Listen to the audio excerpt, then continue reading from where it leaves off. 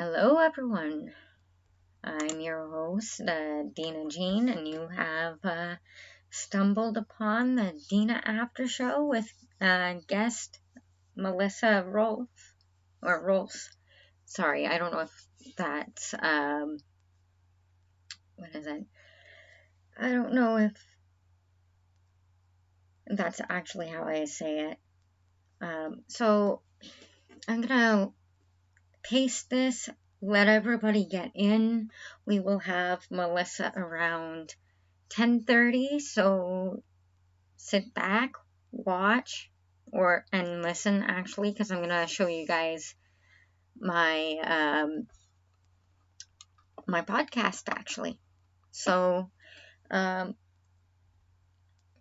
yeah, I guess this is history in a making, and yeah. So let's get this linked paste to never mind.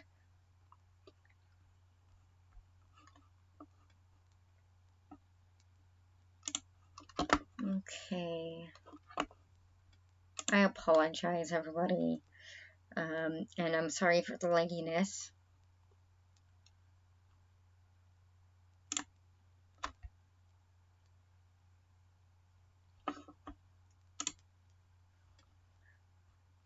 Okay, so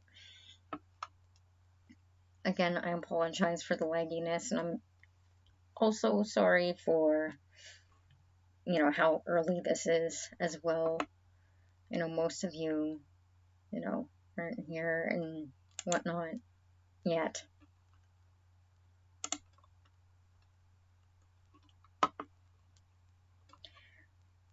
Okay, 2 seconds.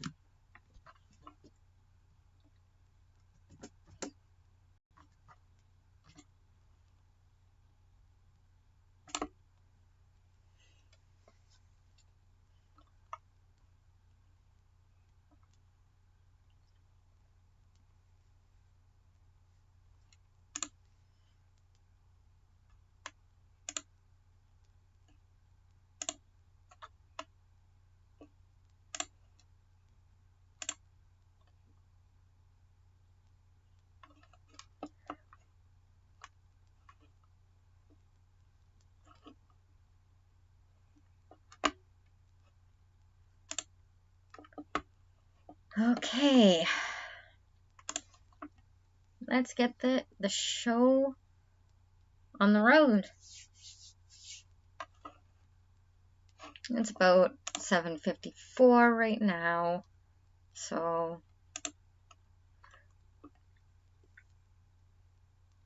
I'm still gonna wait.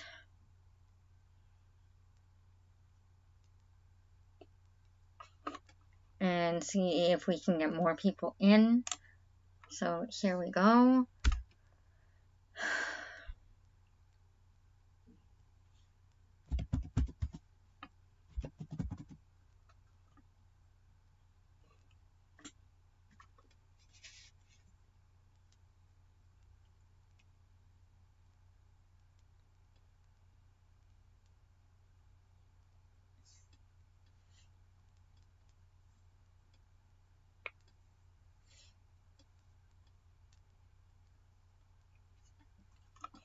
Okay, so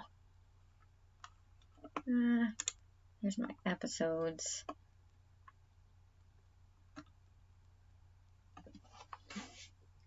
Okay, 2 minutes.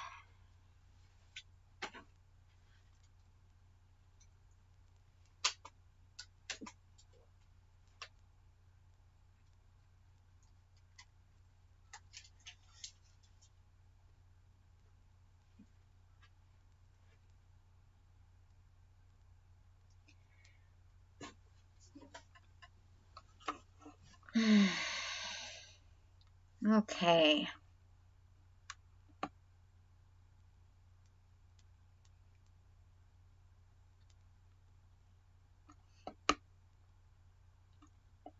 I apologize, everyone, for the tardiness and of all this. It's very, very tedious work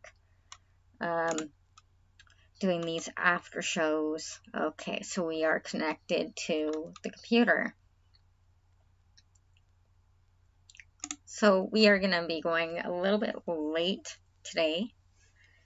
I mean, very late today. So with further ado, I am going to take it from here. Hello, everybody. As you all know, my name is Deanna Jean, and for those of you who have just come to my channel to watch this live stream, I'm going to tell you a little bit about the podcast. It's called The Deanna Jean Show, a show on Anchor. And you can catch us on not just Anchor, but actually new to the docket, Deezer, if you're a fan, Spotify, Google Podcasts. Like I'm everywhere that you could possibly be in terms of podcast sites. So I'm just going to get this up for you.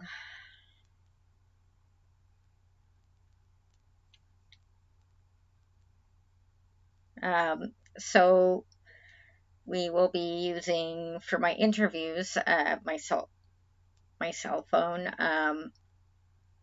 Just give me 2 seconds to bring up the show. And thank you to those who have been listening to my podcast. It means so much.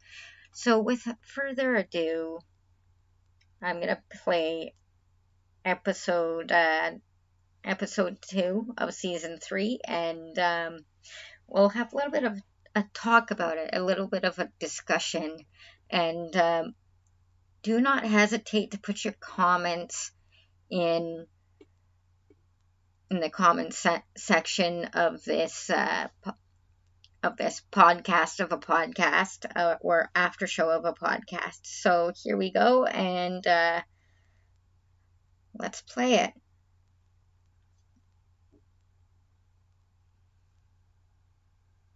Last time on the Deanna Jean Show, I give you a couple definitions of what is an eating disorder. I also give you my own definition of what is an eating disorder. I talked about the types of disorders a little bit as well.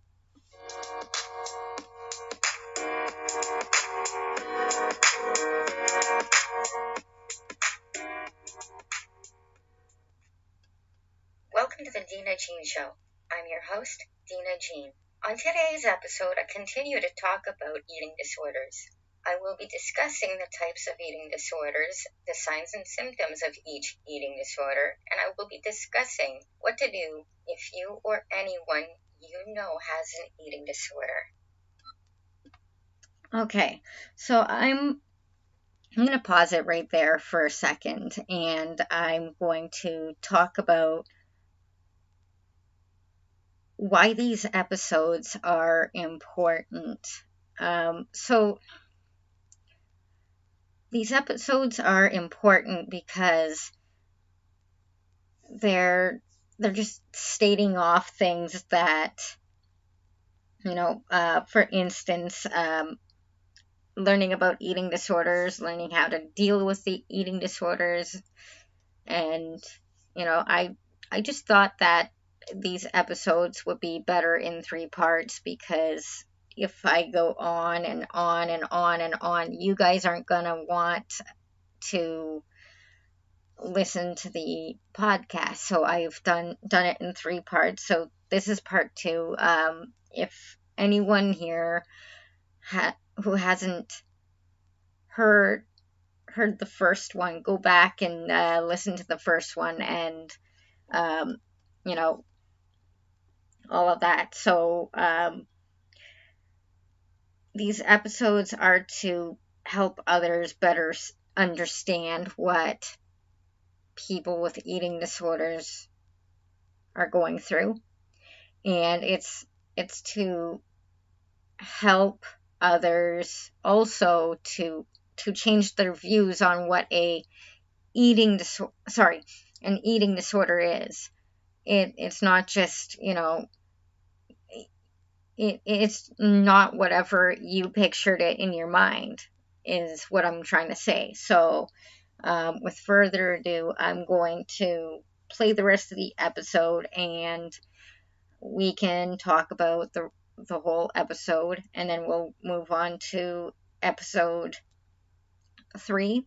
And I will actually put links to both of these episodes plus part 1 at the end of the show. So today's episode's going to be until 11, because we have a special guest.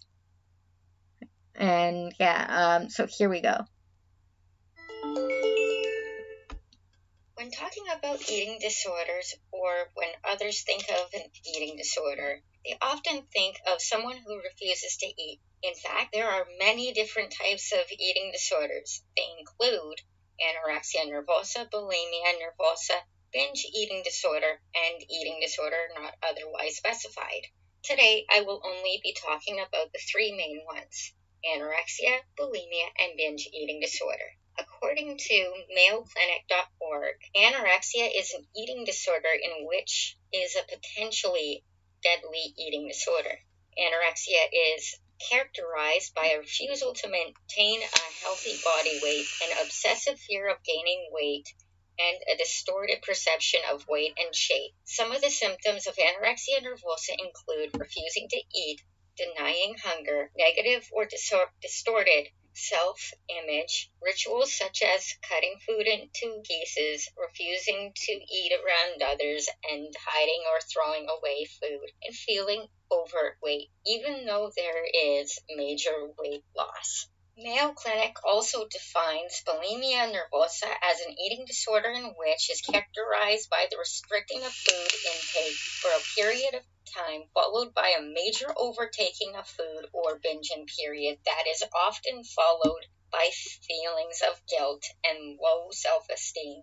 Some symptoms of bulimia nervosa include going to the bathroom after or during meals, damaged teeth and gums, and eating until you are uncomfortable or in pain. This is often with high fat or sweet foods. Additionally, MayoClinic.com defines BED, or binge eating disorder, as too much food regularly. You feel a lack of control over your eating and may quickly eat or eat more often than intended.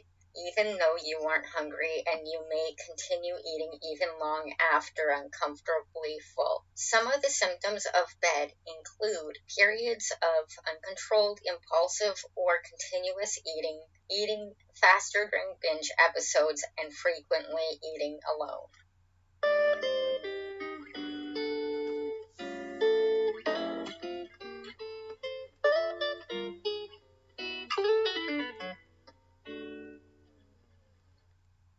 If you or anyone you know has an eating disorder, here's what you can do.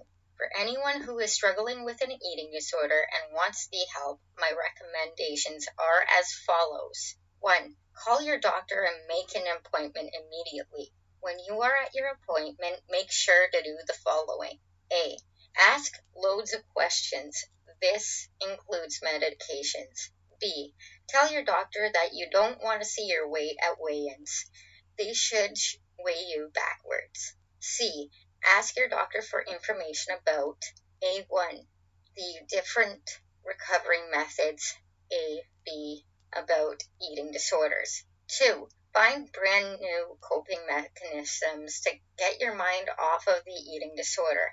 Healthy coping mechanisms, which includes meditation, art therapy, and talking to someone about your disorder. For those who are affected by people who have eating disorders, here is how you can help.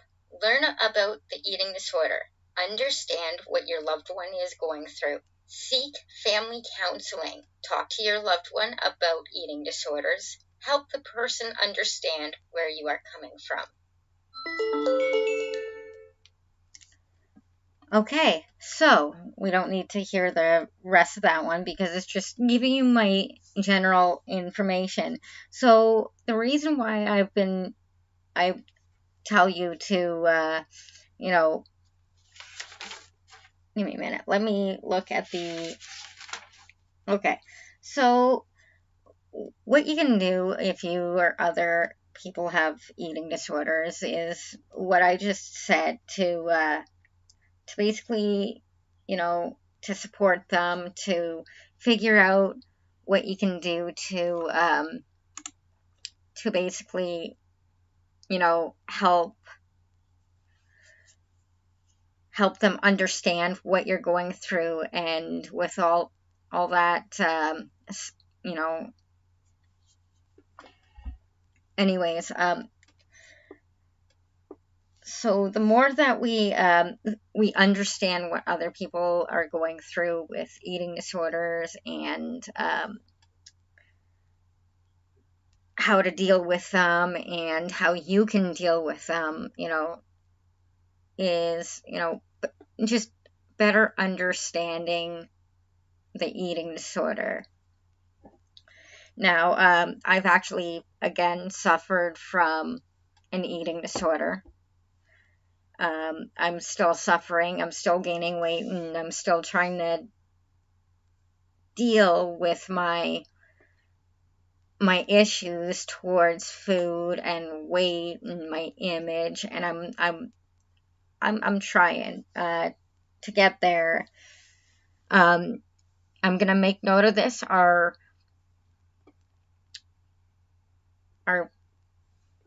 guest that's coming in, Melissa, she's dealt with it, and she's got a new perspective on life with the whole eating disorder. She reconnected with food. She reconnected with her self-image, and I'm proud of her. I can't wait to actually have her on the show. I will be sharing my link with her around and 10:30, which will be 7:30 her time. So let's get back to this. So basically, how you can find more information is you can go actually to the Mayo Clinic, and you can basically look for the information. It's right there. I just took some of the information and made it my own, basically, for this podcast, because this series is actually a big one for me, the All About Eating Disorders. So, episode 3. Now, before I go into the audio of episode 3, I'm going to talk a little bit about treatment. So, the treatment of an eating disorder is like interpersonal coaching and nutritional guidance. Right now, I'm in my because of our pandemic, I haven't done much towards well, I've done a lot towards my recovery, but you know, if anyone who has an eating disorder, again,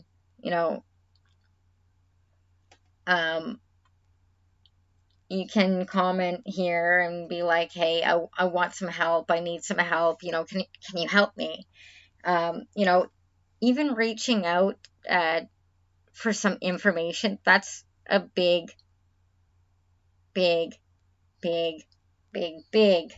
step towards whatever goals you have. So let's get into the third episode of the season, and I will talk a little bit about that one and all of that.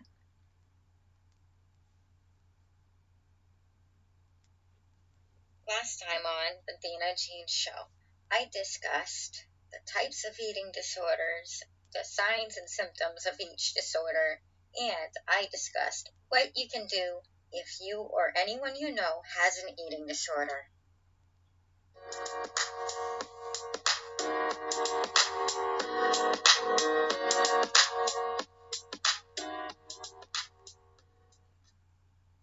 Welcome to another episode of the Deanna Jean Show.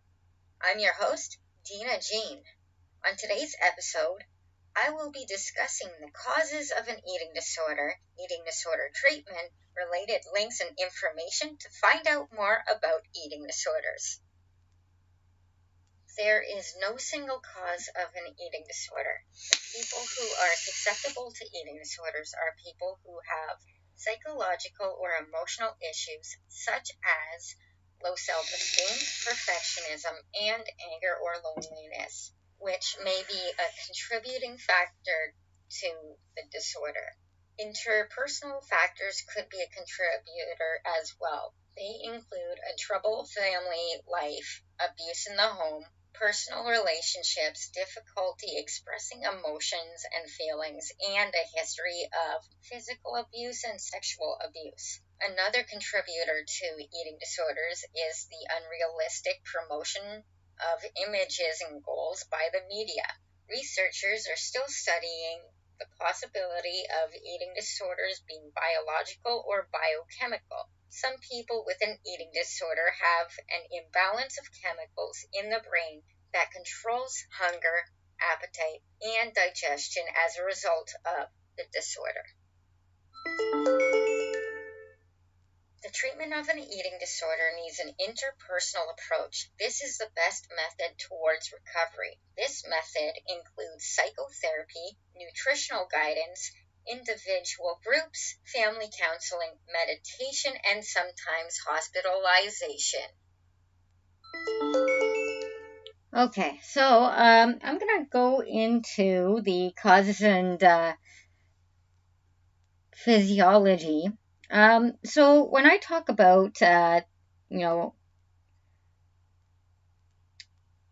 one of the contributors being unrealistic promotions of images and goals by the media. When I say that I'm talking more about movie stars and musicians, female, that have like this perfect body image. Now, what I've learned through various years of ups and downs with the eating disorder is you don't have to be that perfect to, you just don't have to be perfect. And you know what? I'm glad with not being perfect, because with this whole thing of the media being one of the biggest contributors to eating disorders, I actually agree with that. The media is not kind towards people who have, let's say, who are overweight. Now they're just starting to bring people in who have, those kinds of weight issues, but the media stigmatizes our body image, is not sorry mental health, and it basically promotes unrealistic and unhealthy body image. So when I was going through my rough years, and I'm gonna bring this up, when I was going through my rough years, I would not eat for 4 or 5 days, and then I would have a whole binge day. I also exercised too much, and I thought that no one was going to love me regardless if I had weight or if I was so skinny. So, I find that now an eating disorder, in a way, for me personally, was a way of self-harm, I guess we can say. But yeah,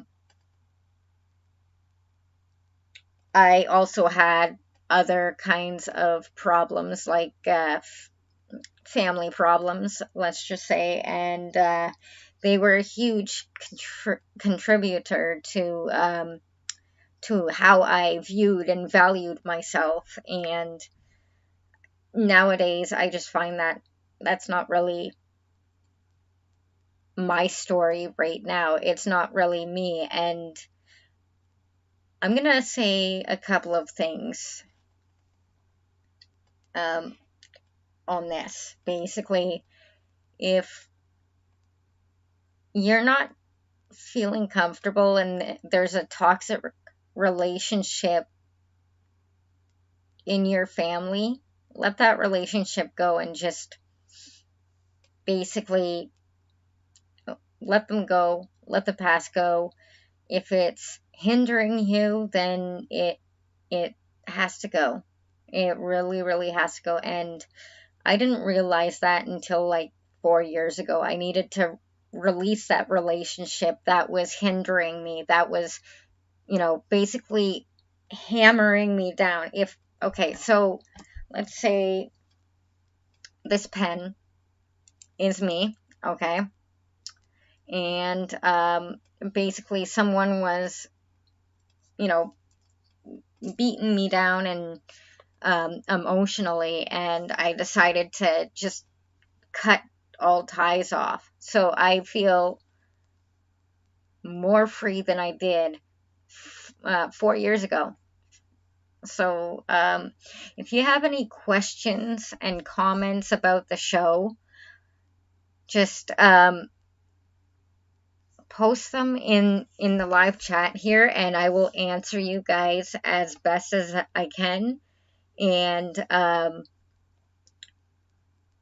I'm leaving the floor open right now, and let's do this.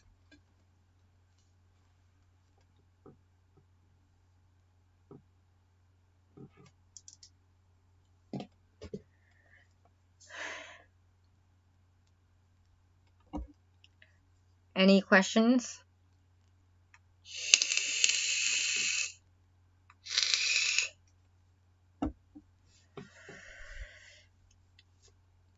I also apologize for vaping in on this show. So yeah, any questions or comments for me regarding the show?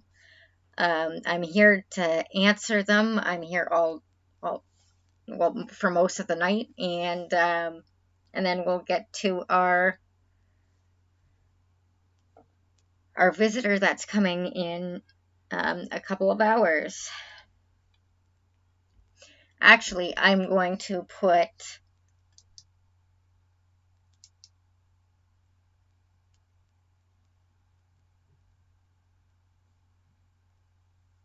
actually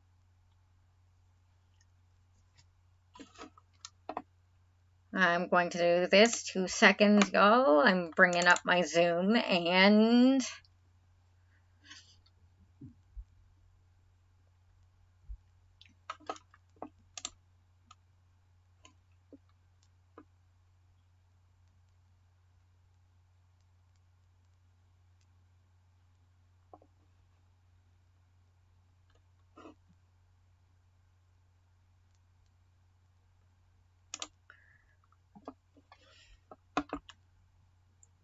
okay, here we go.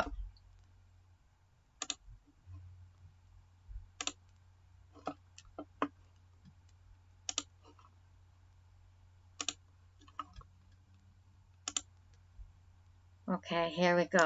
Yes, and test. Done.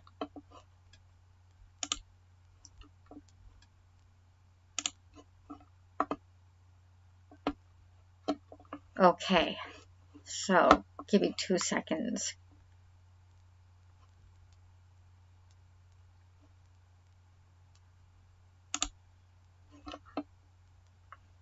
Okay, I'm just going to send an invite code.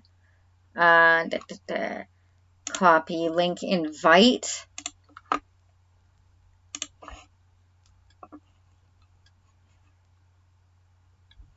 Okay.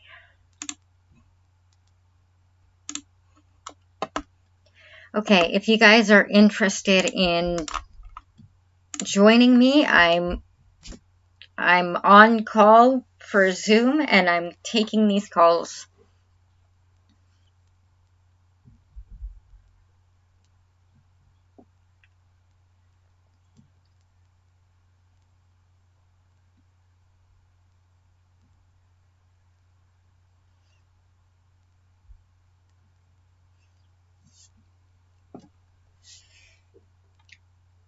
So yeah, join in if you feel the need to have a chat, and I'm here.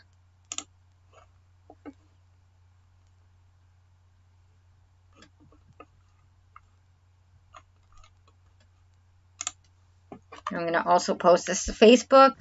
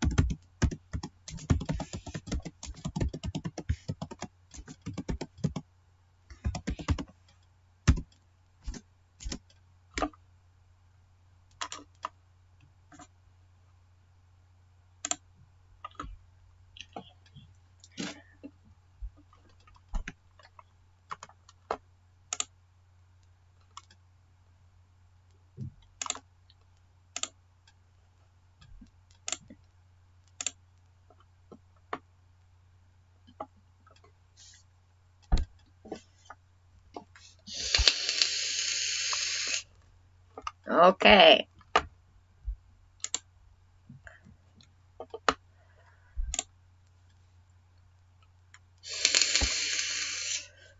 Sorry, everyone. I'm just checking some things.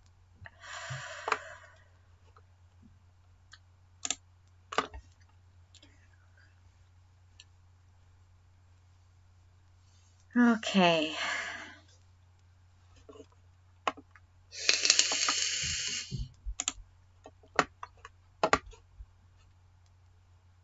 So yeah, if you guys are a fan of my show, I'm going to show you where to go.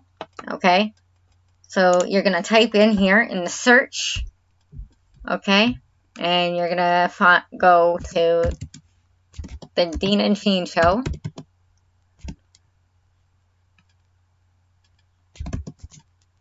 Okay. You're going to go down to the Deanna and Jean Show. Okay. Fan page.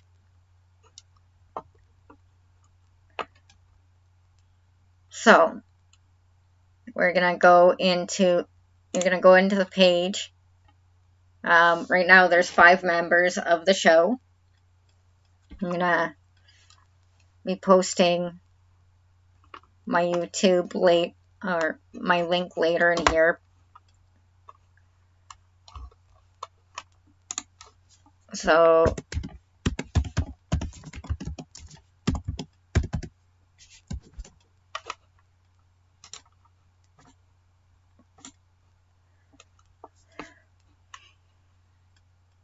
okay, so here we are. So I'm going to just show you around. So the Deanna Jean Show fan page. This fan page is for people who really love the Deanna Jean Show and are really want to actually express what they're going through, or, it's for your stories, or for, just to talk to other people in the group if you have mental health and you want to follow us and all of that. So this is the fan page, the actual fan page. I'm on the admin panel right now, but so here's our about.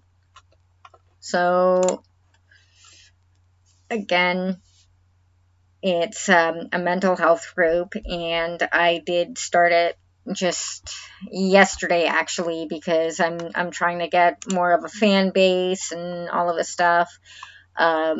So again, I have posted links here, our YouTube. So okay, so I'm gonna go in here, see full guide. Here's the guide, eating disorders and anxiety disorders. So because we've done the shows on eating disorders, I have started a guide for eating disorders first. Haven't posted anything up yet. And then anxiety disorder, which we will be starting next week. And I will have all of my notes up on the guide, and so I can share. This is mainly so I can share things and tips and all of this stuff for any kind of mental health disorder. So you can add it if you'd like to. We have mentorships, so if you actually have a disorder and you don't know who to talk to and you want some help, this here is where you're going to be going, is to sign up for the mentorship. I added that for mental health reasons because I know people will probably start flooding. So this is just my fan page again. Okay, and again, we're going to go into my admin panel of this. This is the actual page. I want to actually thank all of these people who have been supporting me throughout my time as a podcaster. So, again, I've been sharing a lot of stuff from my actual page. The new episode, part 3, is out now. It's been out since yesterday, and I'm glad that it's out because, you know, now we get to work on something brand new, and, you know, hopefully we get to learn together, and I hope you guys start following and all of that stuff, and yeah. So yeah, come by. My Zoom meeting will be open for 1 hour, and we will talk on the phone, and you can take trips. You can give me feedback. You can give tips. You can, you know, talk about your story if you want to. The phone is open, and whenever Melissa gets here, I hope you guys all join in and hang out, and yeah. Okay. Now,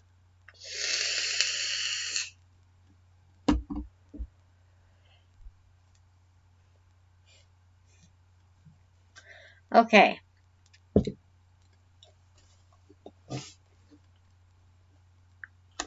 So, I actually want to give some tips and tricks to you guys who are out there. Don't ever think that you are less than you are, because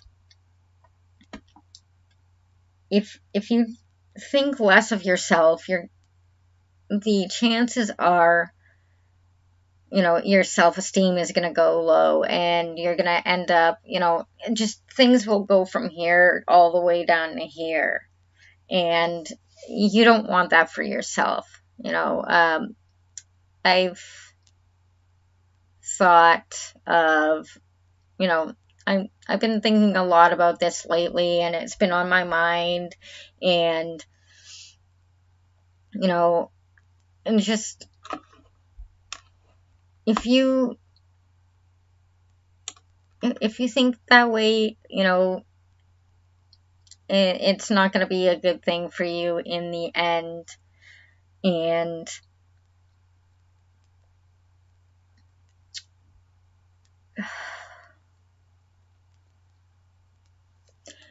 I don't know what else to say. You know, you can only change yourself if you want to, and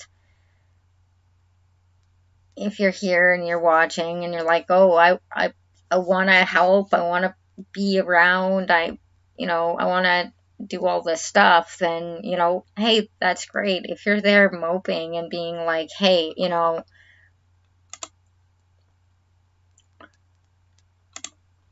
hey, this is happening, this, you know, and going on about it, then, you know, I would just give a little bit of a thought to it. Anyways, enough with the rambling there. So we're gonna go here, and I'm going to look here.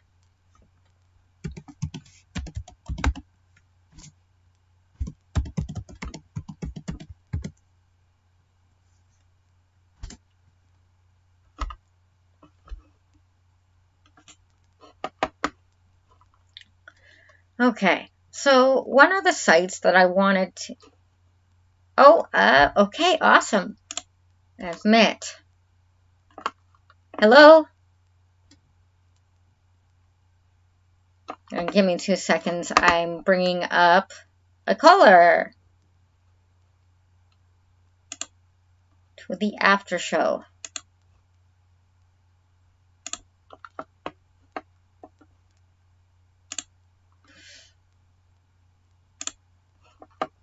Okay.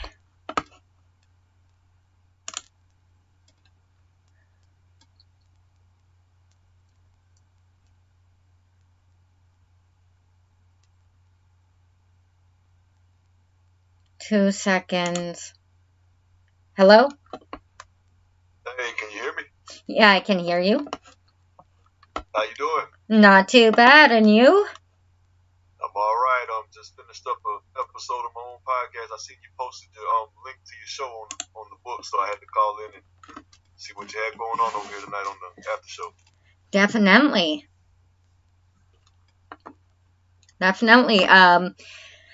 So do you have any questions regarding eating disorders? What's that now? Do you have... Sorry, I don't know what's going on here. Can you hear me? Yeah, I can hear you. Okay. Do you have any questions regarding eating disorders that I can help you out with?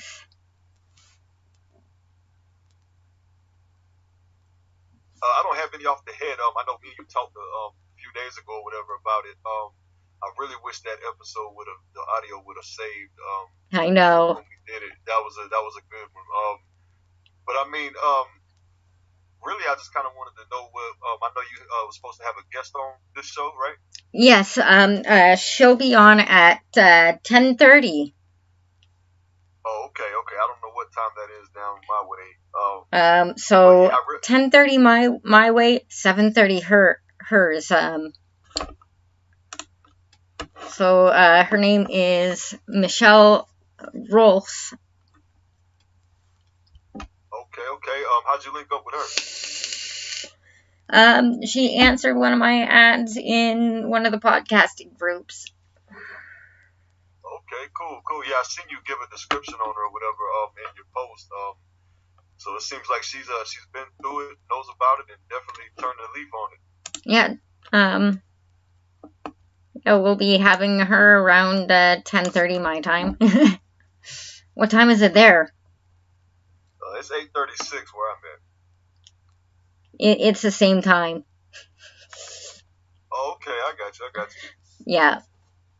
Well, really, what kind of things was you guys gonna get into? Well, I guess you can't do that until she gets here, but just kind of was interested, what the main topic was tonight. Was it like a specific disorder, or you guys? It's eating disorders in general. Okay. Yeah. I got you. All right. Well, I mean, I don't want to make your show awkward, so it's okay. Until your guest comes on, man, I just wanted to call in, show a little support to you. I seen you promoting it online, so I said, let me just see what she got going on tonight. Is this a new season you're doing here? Or is this still the season 3, I believe? This is season 3. So each episode is basically three parts. So I'll be doing anxiety next week for 3 weeks, and then I'll be doing depression for 3 weeks, and then I don't know what else I'm gonna be doing for 3 weeks. I have it kind of planned, but not really. I might want to move it around. I'm not too sure. Right. Well, I'll tell you what, the anxiety one's going to be a good one. I used to suffer from that really bad. I know anxiety is a you-know-what, woohoo! I'm not going to say it because people can get offended or could get offended, and, with that topic, it's a finicky topic. I've noticed, especially with myself. Right. Yeah, I mean, it's such a common thing, so you figure it wouldn't be such a strenuous topic, but it definitely is. Yeah. I mean, I'm just glad that I kind of was able to crawl out of it, because, I mean, that stuff is when you have it, oh, man, it kind of ruins. I mean, you're not really allowed to have any fun if you got that anxiety bad. Like, it just won't allow you to have I feel like I'm a train wreck. Like, I've been, wrecked and all of that, and, same with depression. Right. Yeah, that's if you have both of those at the same time, I mean, it's such a heavy burden. It is. I mean, you literally won't enjoy anything, It's crazy. Yeah.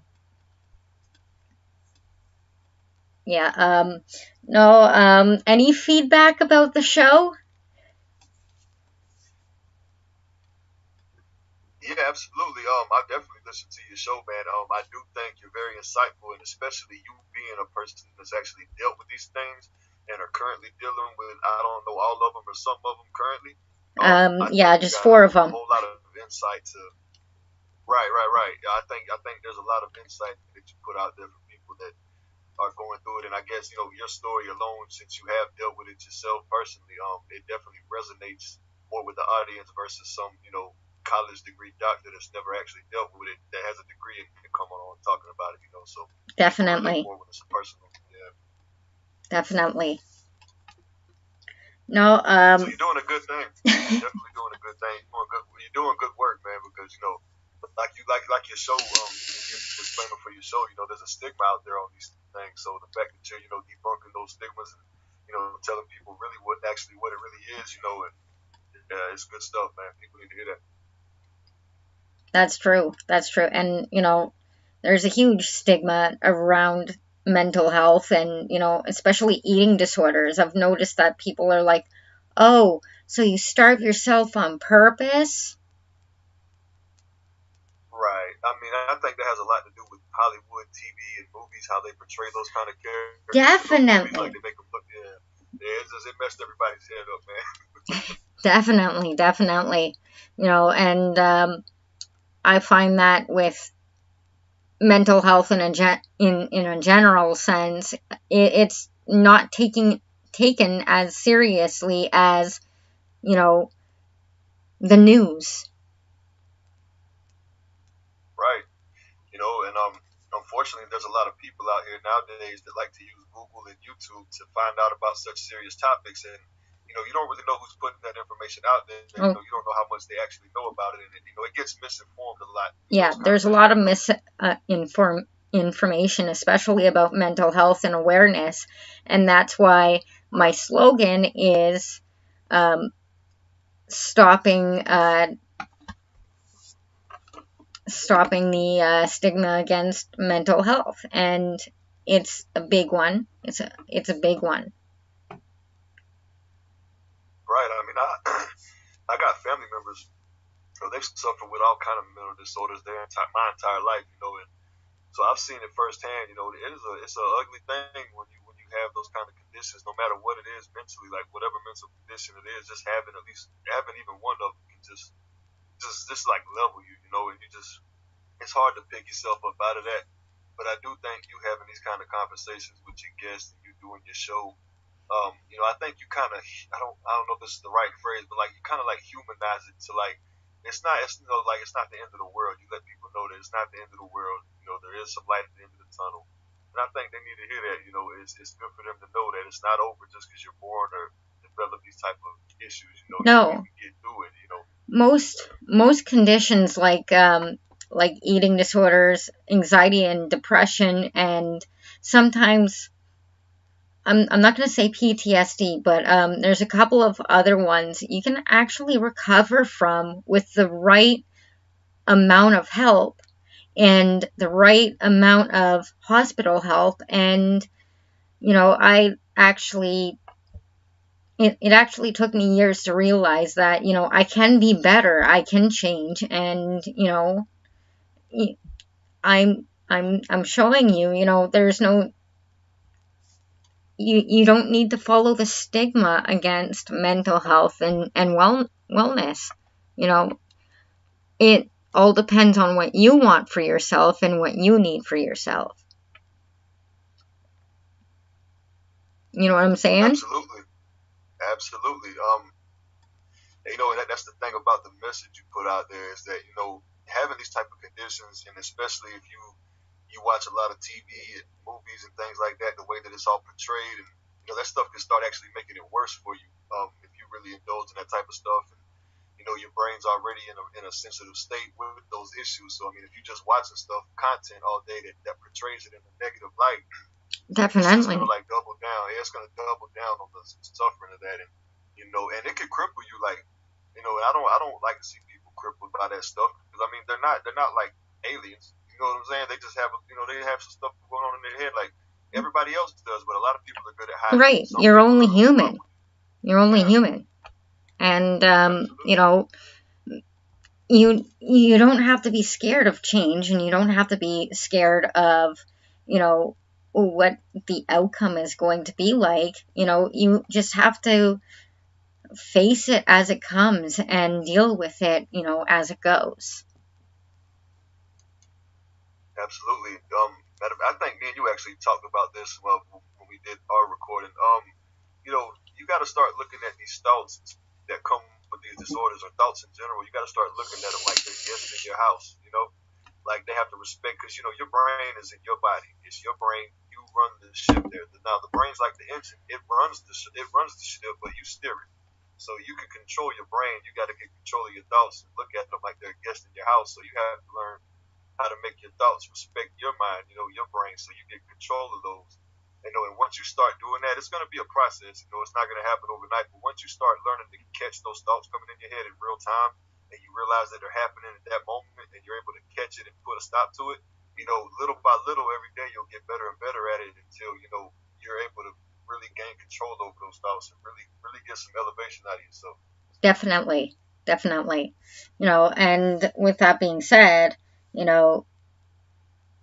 when your body is your house, so you must take care of it as best as you can. And one thing that I will recommend to anybody, even people watching this live stream tonight, is make sure that you put your thoughts in a journal.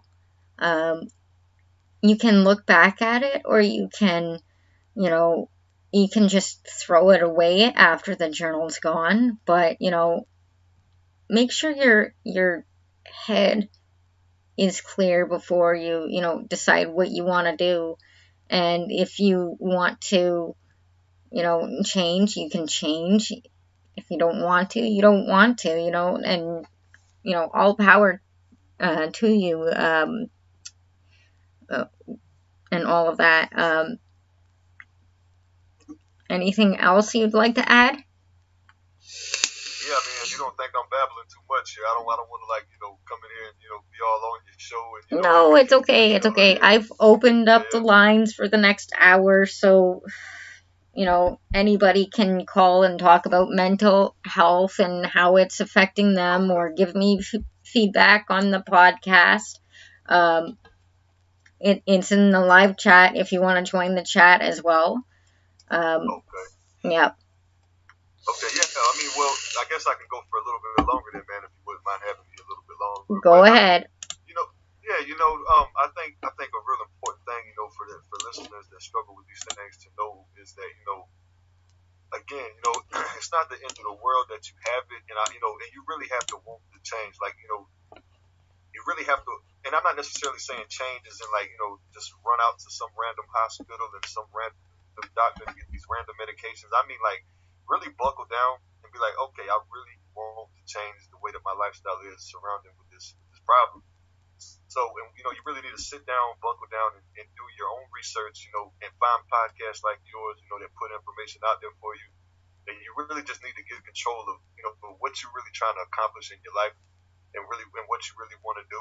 And then you just need to take that small little step with your right foot, and just one step forward, just one little tiny step.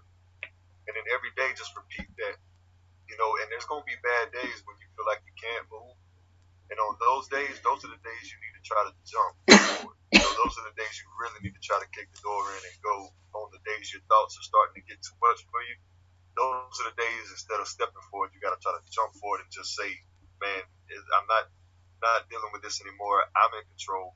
And just, that's pretty much all I got, man. I just really want people to break out of it's such a hard thing to tell people to do, but I know they can do it, and I want them to do it, because I know that they can really do some good stuff out here. So Definitely. Sometimes there are people who just can't really break out of it, and they deal with it differently than other people. And what I can tell you is, with the stigma against mental health and wellness, and especially around eating disorders, anxiety, depression, any of them, or any mental health related topic, there's a lot of stigma around each of them. It's just wrapped around each of them. And, once you get through, one layer, there's another layer. So basically, mental health is an onion. Is the inside of an onion. And in order to get through the stigma of it, you need to keep, taking each layer one by one down. And finally, when you get to that middle piece, it's still a fair sized piece of onion you know, that mental health is. So that's just one of my metaphors that I've come up with. Yes, it was a play on Shrek. Um, Ogres are like onions. Right, right. Yeah, classic movie. That's actually a classic. I'm sorry, a classic mental health metaphor, and especially with the stigma around it, and dealing with mental health in a general sense. Each piece of onion is still the stigma. Or if you have let's say you have anxiety. Let's say you have a messy room. Okay, anxiety is like a messy room. You don't know where to put anything. Right. Does that make sense? Oh, absolutely. Yeah. I mean, it's a mess, man. My heart goes out to the people that suffer with these things. I mean, it's not no easy feat trying to defeat your own head. That's a that's a big task to swallow by yourself. So it's good to have some support around you, or at least one person that gets or understands. That it's not really your fault that you do certain things or act a certain way. It's like It's actually it's hard to something defeat in the yourself. in the brain waves that doesn't really connect the brain waves properly than they should. Right. It's like biochemical. Some of the mental health disorders are biological, and I feel really bad for those who have had mental health passed down from generation to generation, and they know a lot about anxiety, but they don't really know much about eating disorders yet. They're still doing, I guess, experiments, if you know what I Right. mean. Right. Yeah. I mean, it's going to be a long time before we really get any kind of scientific, you know, any kind of, solution that is like a fix all. And even if we get that, I don't think we'll ever be able to take mental disorders out of the human species as a whole, just because I think by design, with the way the world is, I think it's just going to be like an inevitable thing. But I do think we will be able to teach people how to fight it and combat it in the future with more research and more study. I do think we might be able to get people to a point where it's not such a burden. Hopefully. Definitely, definitely. And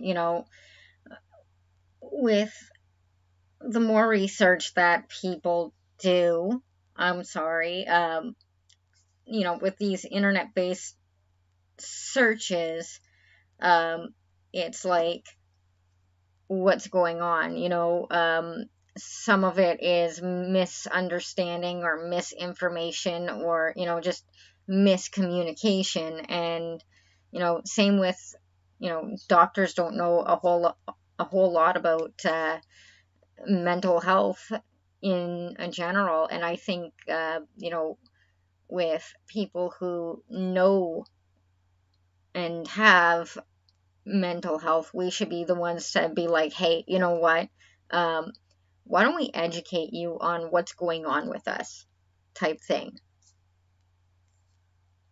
Right. I mean, because there's a lot of people with degrees in these type of things, but they've never actually experienced it personally. And it's like, how can we listen to those people? I mean, they can't really have an understanding. It's almost like if somebody gets shot, they can't explain to you exactly how it is to get shot. you would have to get shot yourself in order to understand that. That's it's like one of those things where you Right. need to have somebody that lives it that can talk about it with you, so it resonates better. Like, when I was a teenager, I wish I actually had more geared for me, for like eating disorder stuff, like at my school. I wish they had noticed that and been like, okay, let's get you to a counselor and let's deal with this stuff, and let's get you healthy again. But Right. back then, back in the early 2000s, it was like, they didn't really have that much stuff to deal with, or sorry, not deal with, to help out teenagers my age. And now that it's starting to come out and become newer to society today, I still wish that there was someone like me out there that I could have, basically looked up to as a teenager. Right. I mean, so that just goes to prove that people that's dealing with these things, there is a way out. You're literally using the thing that tried to defeat you. You're using it as a way to actually encourage others, and I think that's a very very cool thing to do. Like, I'm trying to help communicate, or sorry, not communicate, sorry. I'm trying to help, um basically get people informed, and all of that. There's actually others out there like me trying to do the same thing for mental health, and I'm glad that I have people out there who actually, if you're watching this, you guys are mentors to me, and you guys kind of helped a lot throughout the last couple of years since I've been podcasting. Um, Now I have mentors like that kind of makes me appreciate the fact that I have mental health illnesses and I know what's going on and how it's going on. Right. Yeah, that's a beautiful thing to have at least one person in your corner. I mean, that's really important to get through these things. Definitely. Sometimes I do feel alone, but I then realize, hey, there's other people out there who are doing this who also have mental health illness, and they know what's going on and how it's going on, and that also know that there's a huge stigma around mental health. And mental health is a big, big, big topic, and we can go on and on and on and on for weeks about, you know, different topics, but never get anything done unless we talk about experiences ourselves. Absolutely. I mean, that's the only way you can resonate with people that's living it is if you're living it or have lived it. They people are not going to listen to people that don't truly understand. That's never really lived it. They just ain't going to listen all the way to that. So Right. it's important. And to the people who are watching this and the listeners on, or who have listened to my podcast, you're not alone. There are a lot of people in the world that have mental health illnesses, and it is hard for them for day to day life. And you know even podcasters have mental health illnesses as well. And I think one of my beginning episodes, like, it was one of my episode 0, it said even podcasters have mental health illnesses too, and sometimes we need to just take a year off. Like, I actually took a year off to deal with my eating disorder, to try and get myself healthy again, and then to try and get rid of the anxiety and the depression. I want to be better. I want to do better with my life and all of this other stuff. And in order to do that, I have to take a huge leap over that. And I guess you had to do the same thing there, right?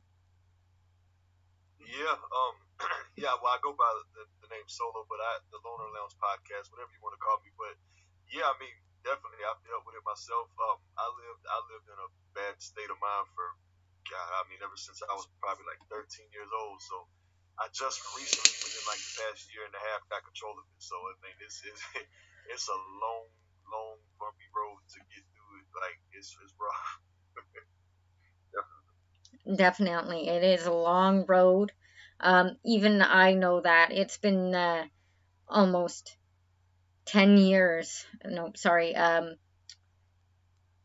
It's been around 10 years since I started this journey on trying to gain weight and trying to deal with my mental health illnesses. And I actually talked about it a couple of weeks ago, just before I canceled the episode before this. And basically, what was I getting at? I'm sorry, guys. Um, well, basically, oh my goodness, I'm sorry, guys. I tell you a little bit about my mental health struggles and all of that stuff. And yeah, anything else you would like to add? I mean, not right at this moment, but I mean, I'm just here to show some support, man. I'm just, if you got any questions you want to throw out there, I'll engage with you, till your guest gets on, and I'll just, if you want me to go in the background and mute myself, whatever you want me to do, man. I'm just here to show some support for the show. It's fine. um, Thank you. So yeah, I think. Oh, yeah. So again, even podcasters have mental health illnesses, and with because we're on the topic of eating disorders, and I apologize for taking it to um, anxiety and all that other stuff. Um, I will let you know that there will be a bonus episode of the Dina Jean Show. So there will actually be 22 episodes to this season, and I I will be talking about a topic that we just talked about. But I'm not going to name it because it is a bonus and a surprising episode. I again apologize for vaping on my show. I'm one of those laid back podcasters and really don't care what anyone has to say. But I actually just quit smoking a couple of months ago, and I've been using the vape as a nicotine replacement therapy. Another thing to doctors say is with mental health, they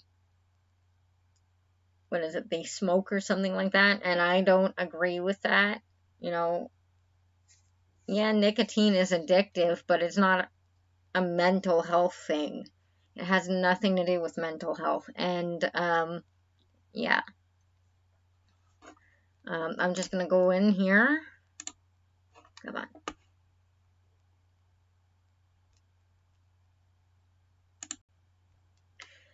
on. I'm just gonna do this.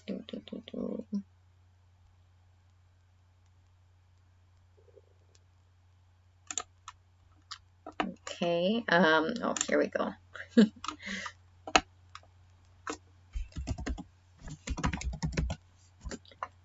Yes, I'm allowing you guys to see who's in chat, the loner and me. So again, my name is Dina Jean. That's just one of my other names that I go by. Give me 2 seconds here. Let me get more people in. That's not needed. Okay, so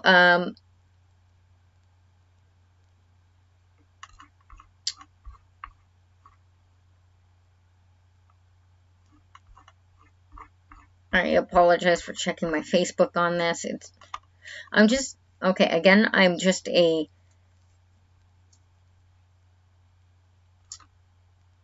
a laid back podcaster when it comes to my show, and then when it comes to my podcast, I'm pretty serious about that. Mental health is a big thing for me, and you guys can call in as much as you want. I have this show, and I have the Deanna Jean show. Give me 2 seconds. I'm gonna message my girl here to see if she wants to come and chat about if it'll work. Okay.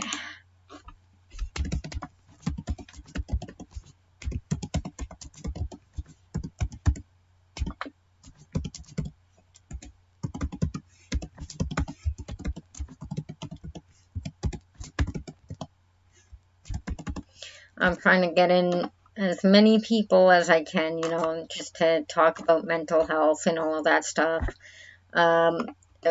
Actually, here's one. Brandy is one of the favorite podcasters that I have on here. She's really good. Give me 2 seconds. Okay, where is he? There we go.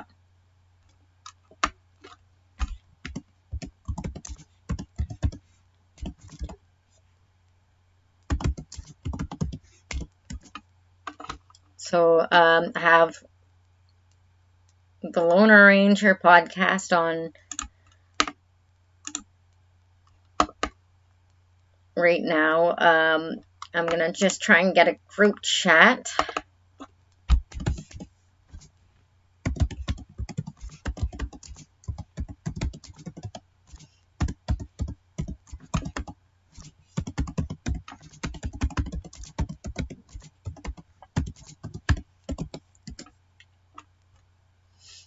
I'm just gonna share that as well. I share it with him. Yeah. Okay. So let's see how many people we can divvy up. I'm sorry. You there?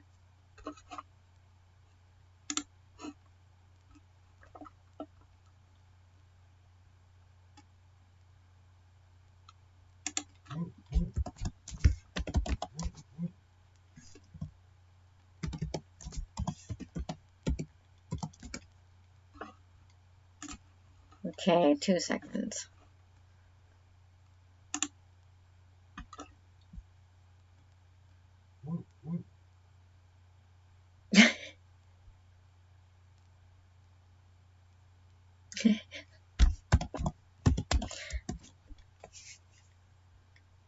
Okay, so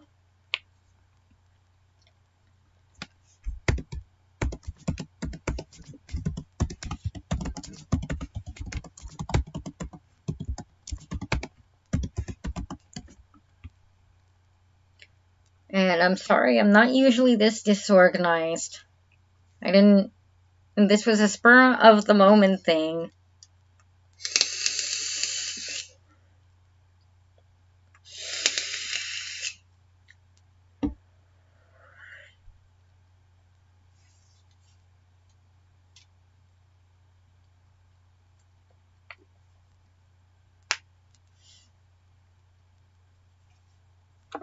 Okay. Wow.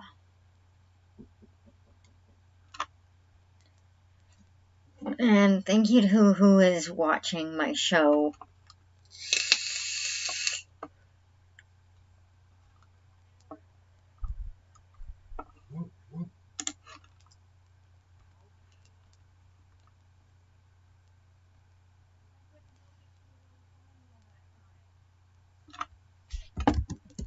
Okay, give me 2 seconds, guys. I gotta send emails. Oh, I need that.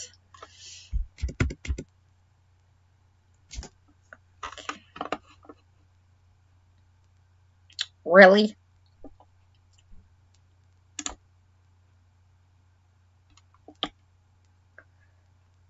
Computers being an ingenious arse.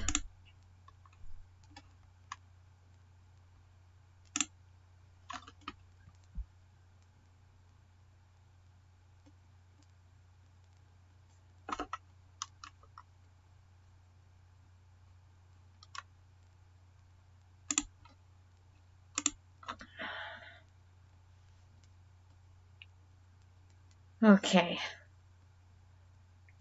Yeah, I'm just going into the Deanna Jean hub, email hub.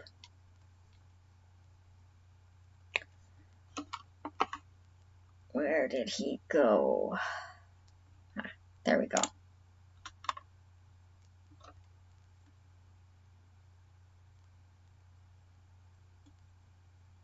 Okay, so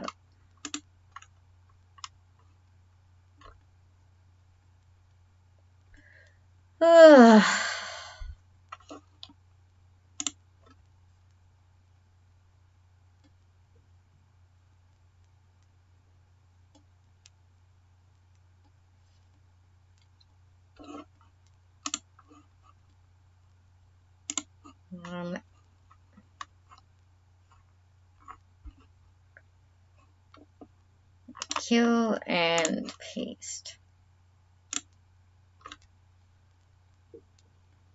Okay, there we go. And hopefully we have more people come on and talk a little bit more about mental health and all of that.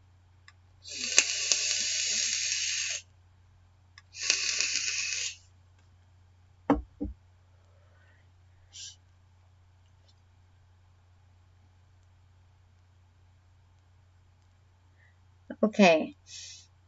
While we're waiting for more people to come and talk, here we go. You there?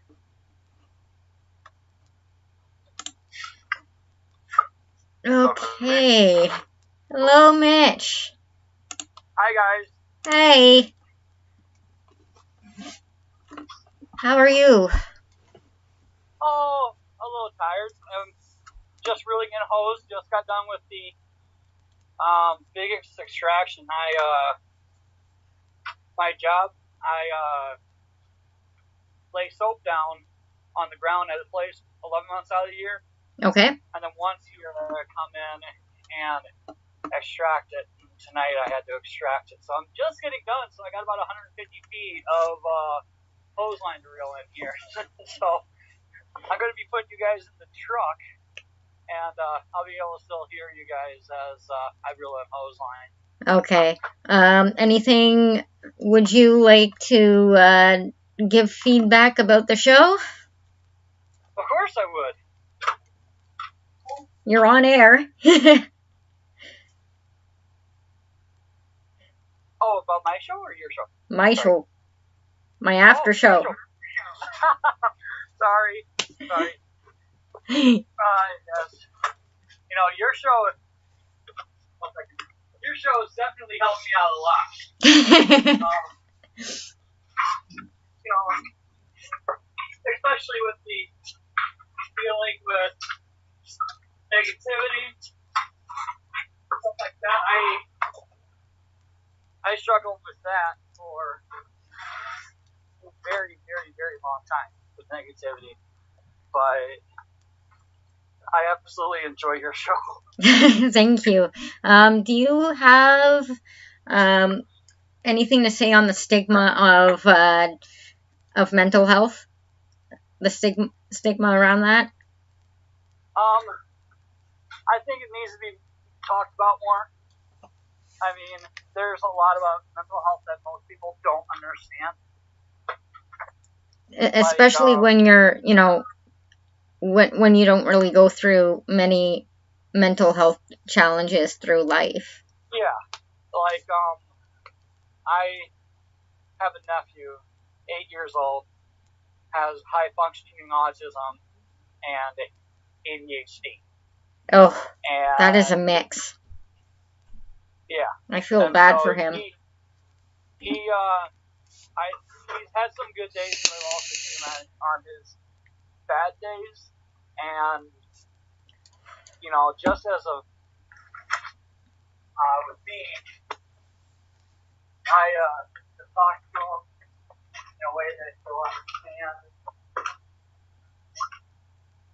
Actually, do some research on ADHD.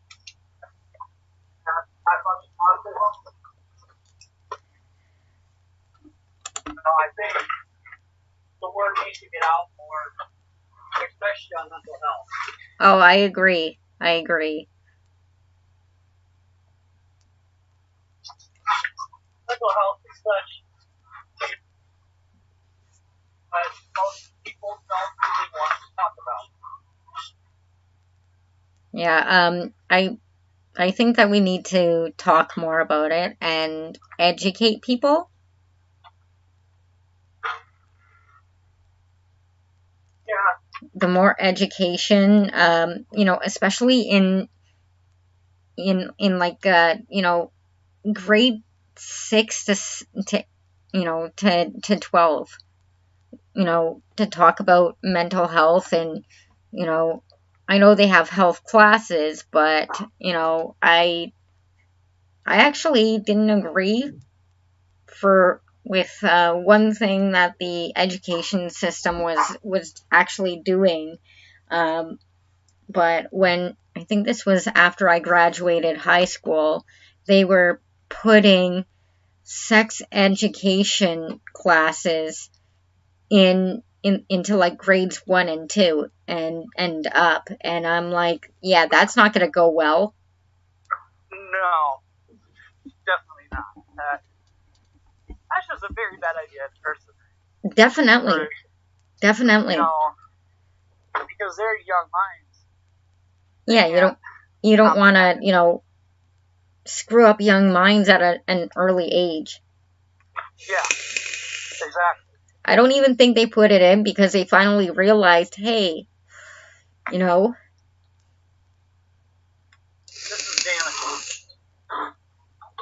hey, this is gonna screw up our children. You know, yeah, there was a pandemic of teenagers when I was a teenager getting pregnant right out of high school. Yeah, you know, I seen that in my own school where I grew up in. But, you know, ever since, you know, I even got ridiculed for this.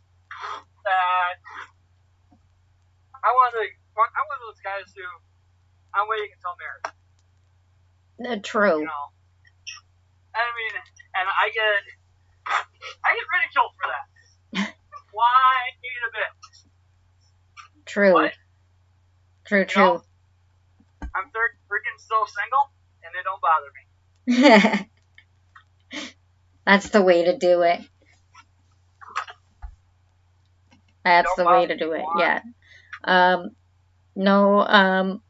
Now it's, you know, a huge stigma against, you know, against mental health. That's been, you know, one of the biggest things that's been happening as of current, which I believe is a big thing, and people need to start getting educated. And, you know, there needs to be more classes against or for that so we can stop this. Yeah, I agree. Oh.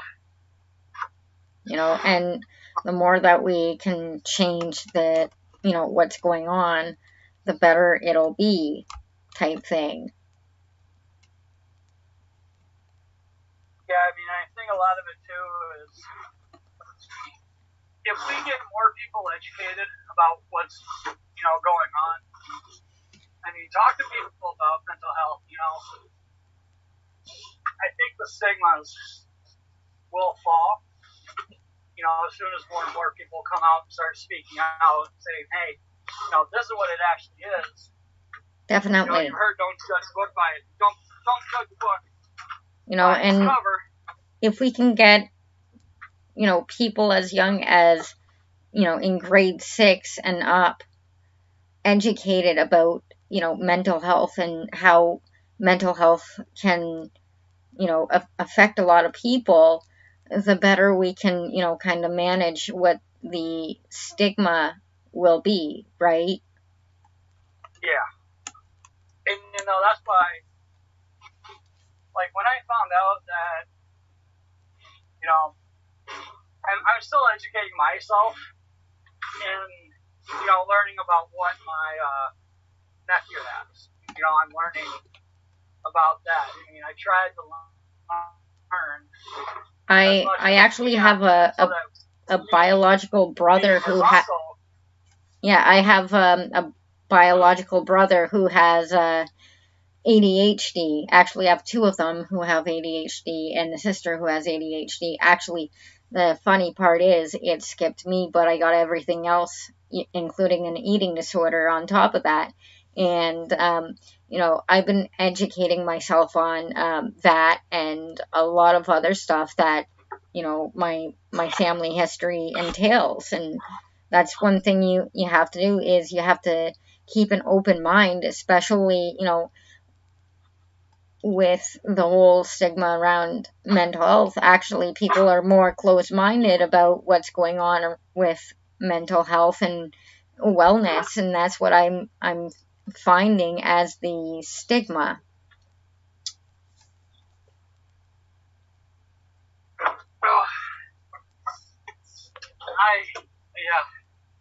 Sorry.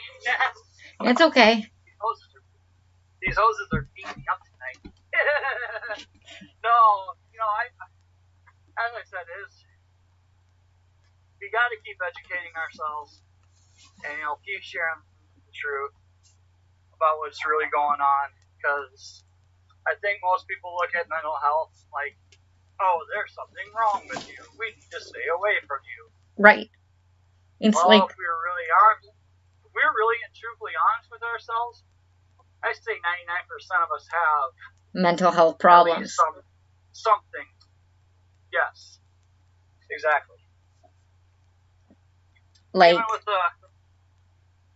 a born again Christian like me, I still struggle sometimes with anxiety. Depression, stuff like that. It's not that my faith isn't strong, but it's been a battle of mine that I've fought for years. Yeah, I've been dealing with anxiety for over 20 years. Same with an eating disorder. And, I just acquired PTSD in the last actually 7 years. So, it's been a long time running. And, I know how you feel, with having to fight, fear after fear after fear. It's not that, you have to have faith in order for it to go away. You just have to keep working at it one by one, and eventually you'll be able to,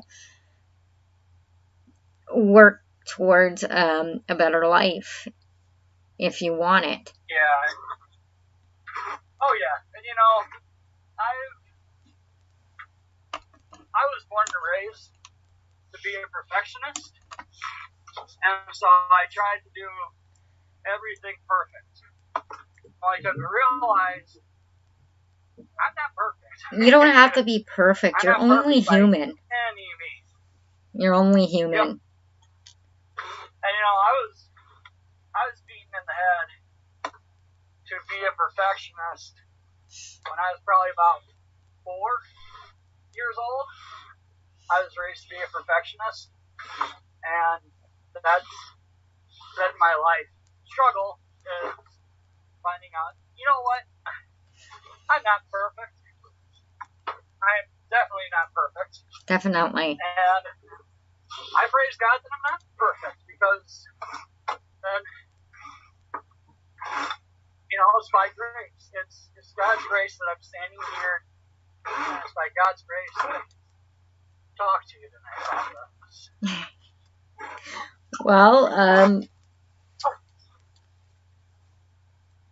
the more we talk about mental health and I find the better it'll get. With me, I found that talking about what went on, and sharing my story with other people has helped me grow as a person one step at a time. And, sometimes we have to talk about what's going on. Yeah, because if we hold back what's going on, basically we're putting up a barrier, a wall between us and those around us. But if we talk it over and say, hey, look, this is what I've been struggling with. We've had from the point where, people can just sit down and just talk about this.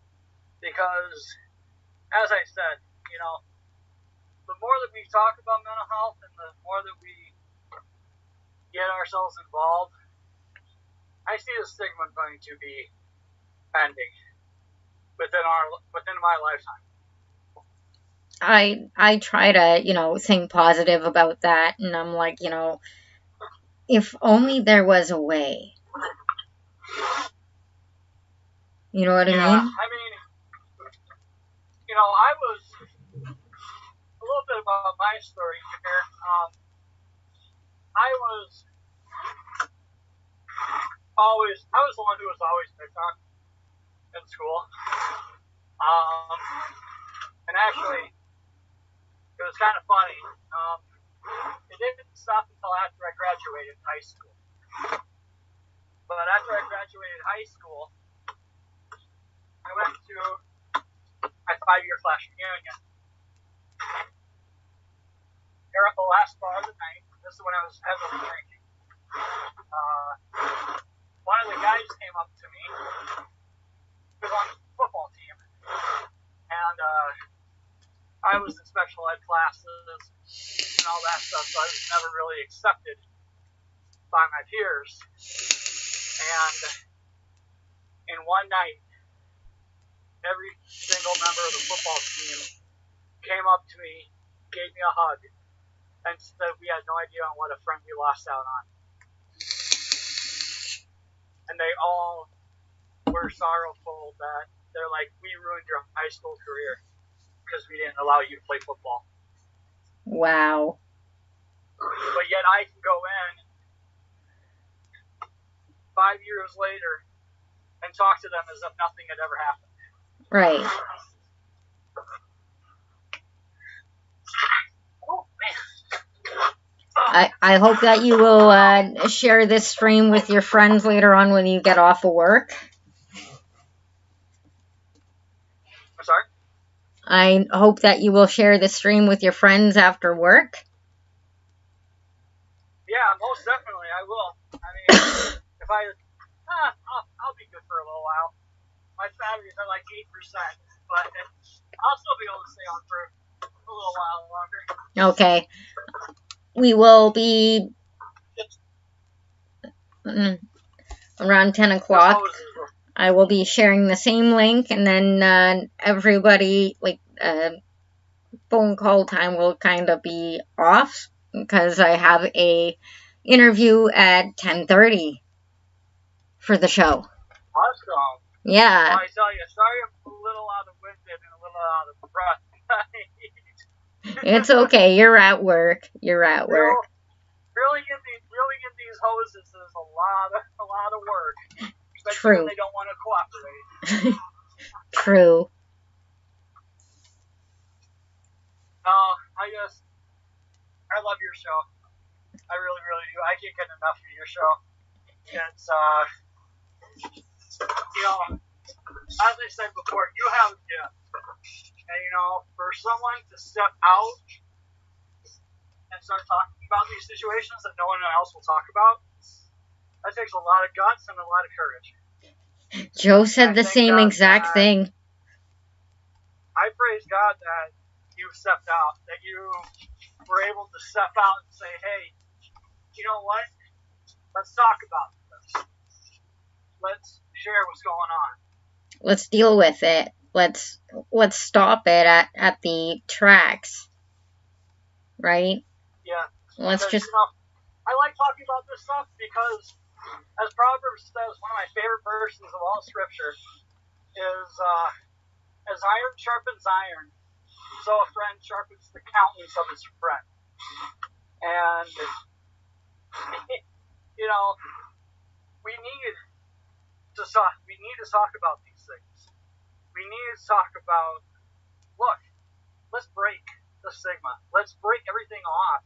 Let's break the barriers that are around us.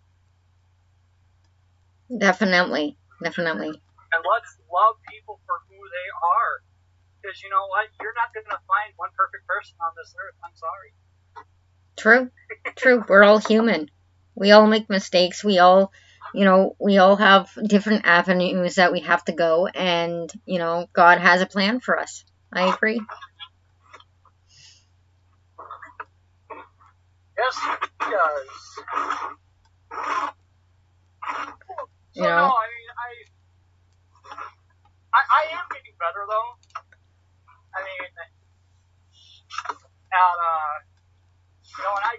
when I grew up, I used to blame, if something went wrong, I would immediately blame it on myself, even though I had nothing to do with it. oh my goodness. Only because there's a whole lot easier to just blame me and just move on. True. But, I dealt with that for almost 25, 30 years. But, I was at a conference last year called the Men's Call to Arms Conference at Rhema Bible College in Tulsa, Oklahoma. Okay. And I had a guy, he was able to read me like a book.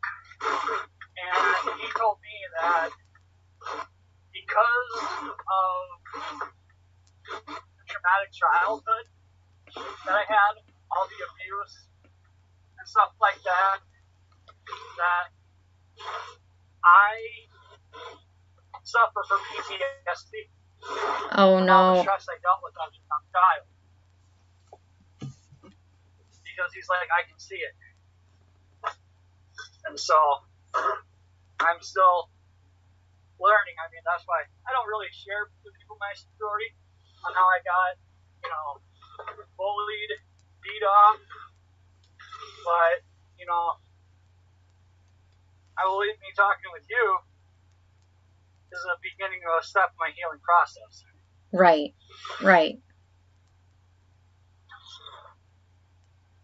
So, I mean, I've dealt with it for 20 plus years. But each and every single day, I'm getting better. I look at myself in the mirror and say, I am beautifully, fearfully, and wonderfully made. True.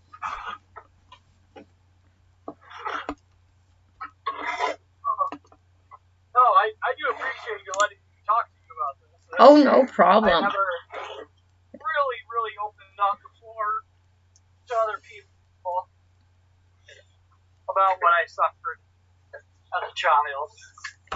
So, thank you for allowing me to talk to you about this. Oh, no problem. Give me 2 seconds. I'm just reposting the link to Facebook so we can hopefully get more people for the, more people in general. Like, you know what I mean? I would definitely love that. And let's keep getting out there. Let's break the stigma. Let's keep sharing the truth. Share the truth and love about mental health. And as I said, we will see the stigma fall in our lifetime. I agree.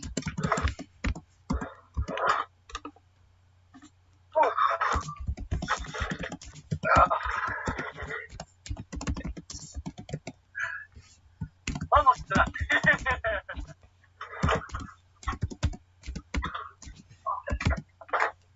I know.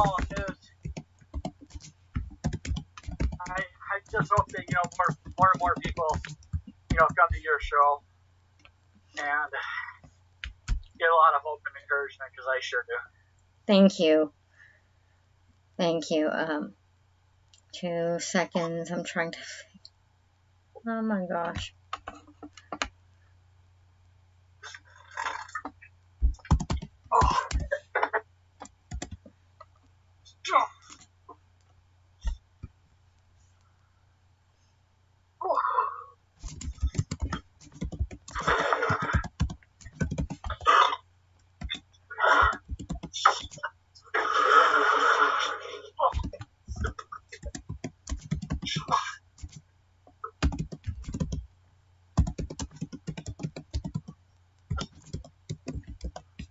Oh, there we go. Man, I got that hose twisted. I hope you had a good day today. Oh, I did. I did.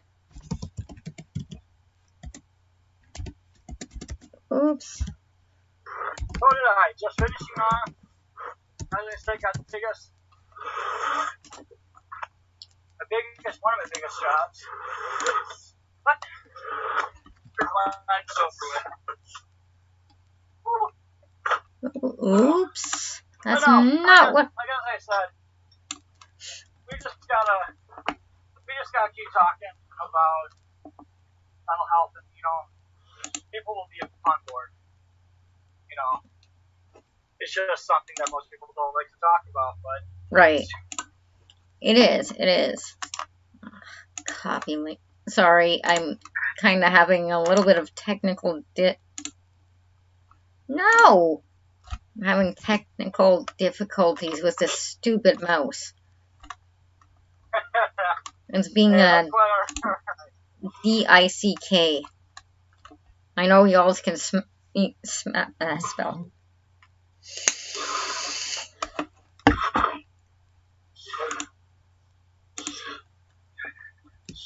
No, I mean, I think what also would help too is people need to also be coming out into the public speaking on these issues. Yeah. Person. Like people who broke it free.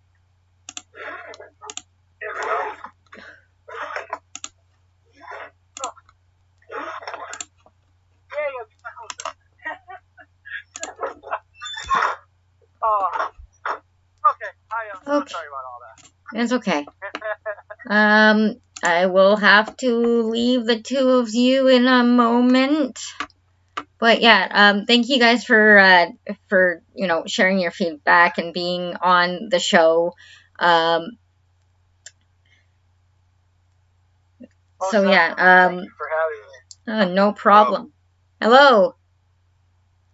So yeah, I'm going to end this chat because now I'm going to be interviewing Melissa Rholfs. Okay? Alrighty.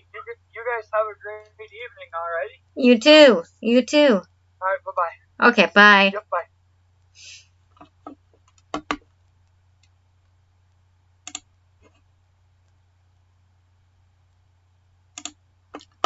Okay, oh.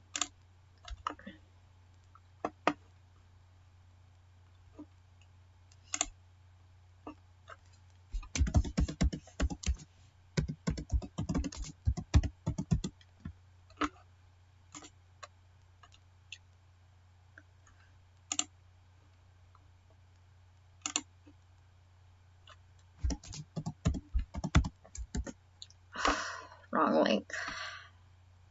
Sorry, I'm... Okay.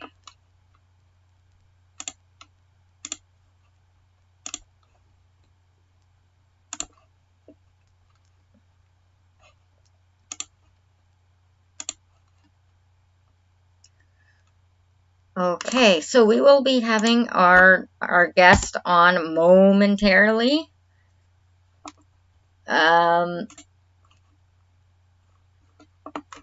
We are just waiting for her.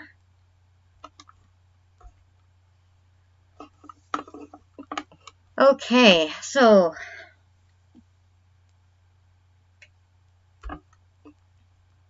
let's go back to the hub. Okay.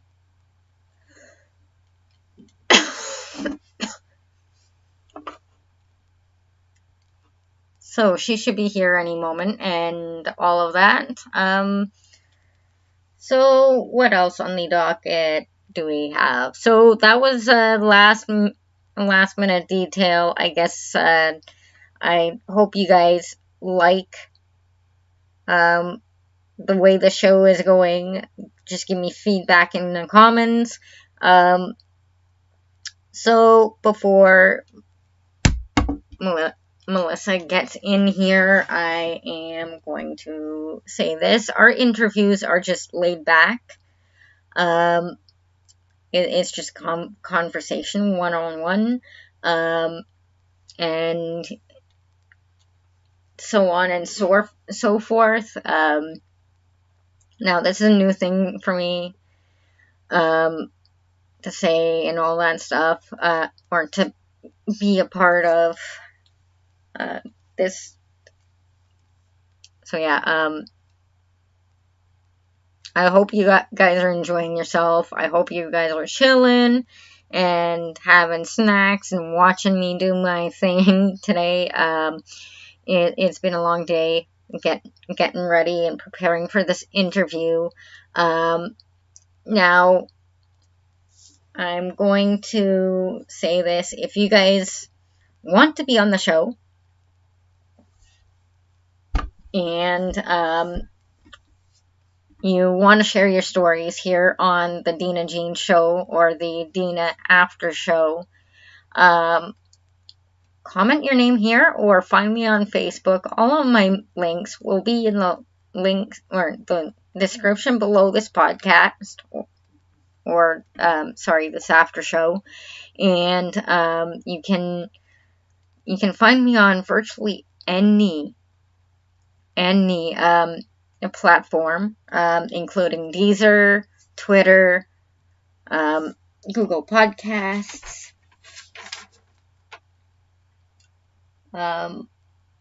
Breaker, Overcast, Pocket Casts, Radio Public, and iHeartRadio, and that also includes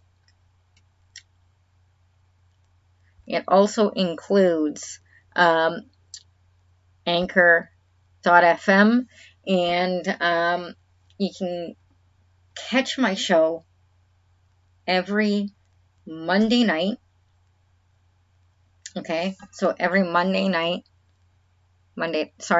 morning at 5 a.m. So that's when it's posted, and then on from there, and we have brand new shows each week, an after show which you guys are watching right now, and I'm just trying to build up the brand as best as I can.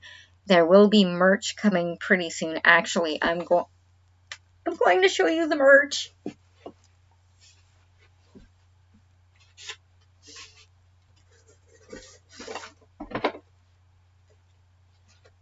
So,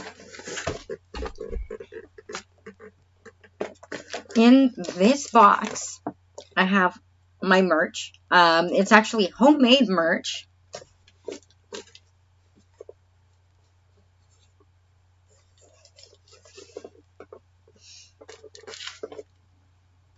And, okay, I'm going to show you their bracelets.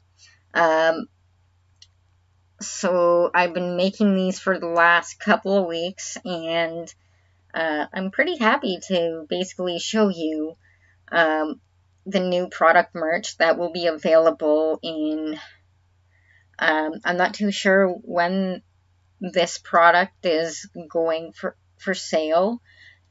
You guys will know first, and I will be advertising it to you through here, Facebook, Twitter, Instagram. There's just a packaging issue at this point right now. If you want to support my podcast. You can support it with, buying these. Again, I don't know when these are going to be put out, or, put out, but make sure that you keep an eye out, and you keep an eye out for announcements for these lovely bracelets. They're handmade or hand braided, and they will be making a jump onto my page, and wherever Etsy will be able to get this. There's multiple places where I'm going to be selling them to support my podcast, so I can get new audio equipment and things like that. Okay.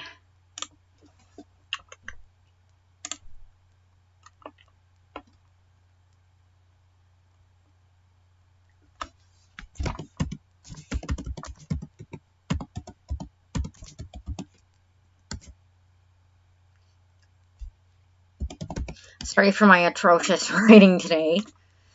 Okay, so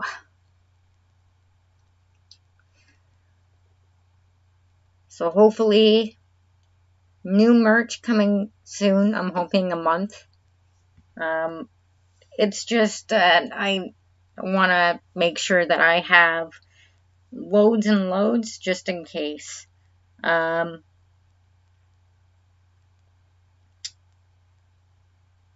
So yeah, loads and loads of bracelets made, so you guys can come support, buy one, So yeah, definitely. I hope you guys will come out and support me. Okay, so we're still waiting for Melissa.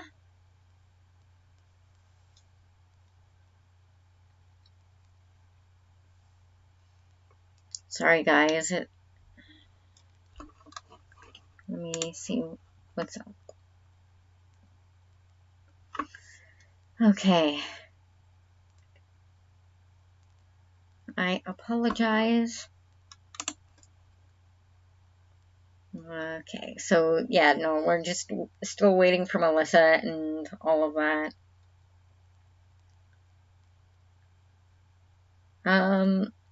Actually, while we're at this, so you're gonna type in the Deanna Show. I'm just clicking it from my left-hand side view here, and go like my page. Support me by liking this page, okay? So if you need a guest, okay, I'm gonna say this: it's not 1 cent, okay? It's free. My Facebook wants you to, kind of put money there, but if you need a guest on your show or radio show, I'm available for 45 minutes to 2 hours, depending on the podcast. Now, my reviews, 5 out of 5, based on 5 people. Okay? So 5 out of 5. Come like the page, listen to the podcast, and actually drop a review. Yes, drop a review. Okay? I would love to know your feedback. Okay, go into the more. We have the videos, photos about community. Okay, so I think in my community,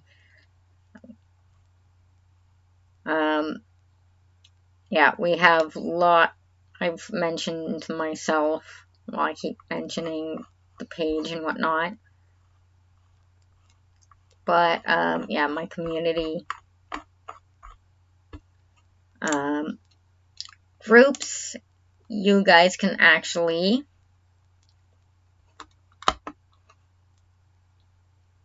So, go again. You can go to the Deanna Jean Show fan page and add the fan page. Okay, that's a big support there. There are lessons and things on mental health in that group.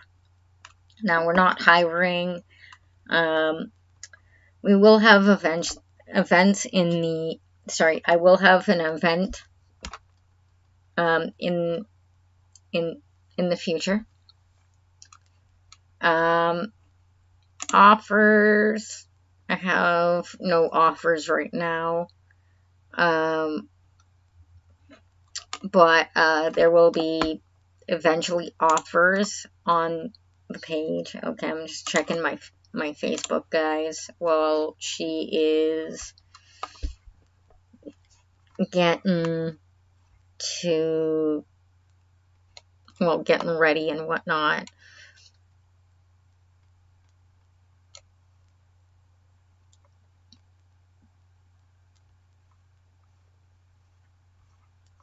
I'm a part of a huge and widespread community across Facebook as well. If you're a podcaster and you want some feedback, let me know. Now, we may have some other people coming by the studio in the near future.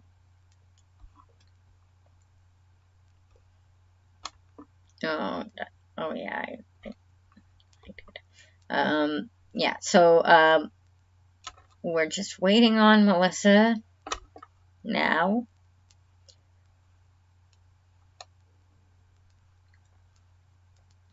Okay. Ooh, big news.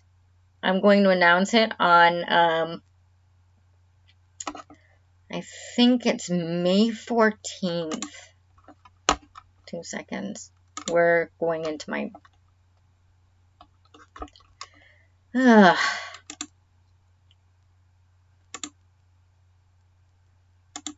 Okay, so...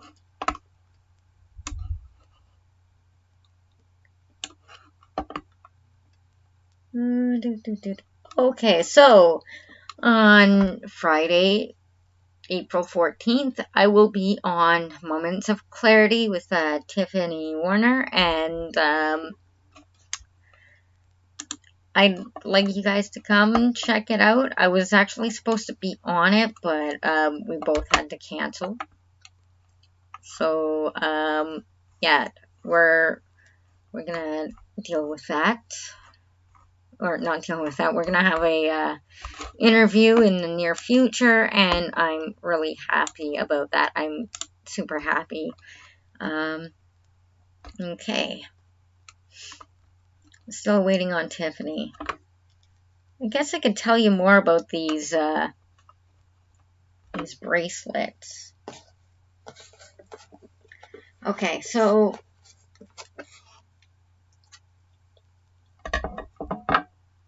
I'm still working on these bracelets. So I'm gonna show you the black ones. I really love these. I'm still coming up with names for these, but again, here's the black one, and all of that. Yeah, so I don't know when these are coming.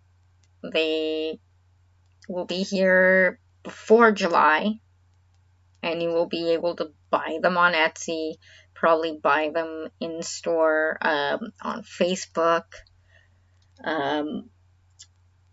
Not too sure what the price is going to be like. Probably nothing too stupid. Pretty affordable. But yeah, I'm hoping to... Yeah. I'm hoping to get them out before July, and hopefully get you guys hooked on them.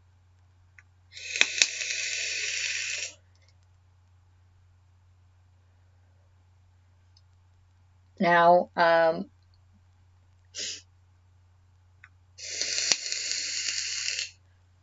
guess we can listen to another episode of the Deanna Jane Show.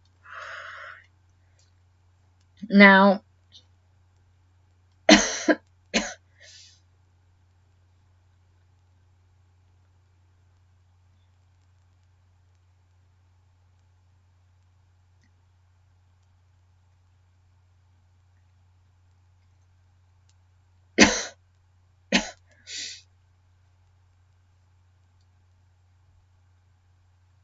I'm just waiting here. Sorry, guys. I'm just trying to find things to talk about with you. Oh, here we go. So,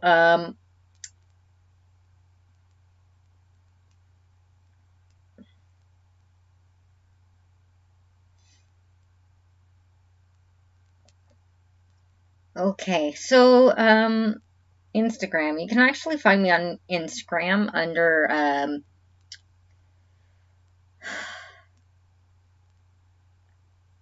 under Southwest Media. Okay. That is the media company that this broadcast is with. So, what I'm going to do is give you all my links below. Here, I'll just show you guys my Insta. So, here's my Insta. And I'm under DJ Beck, but it's Southwest under West Media. Okay? You can find me through that.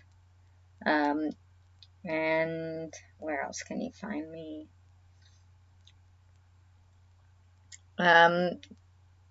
Zoom. You can find me on Zoom. Pinterest.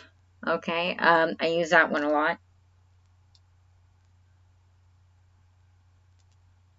I use it for journal templates and all of that stuff. For my self-discovery.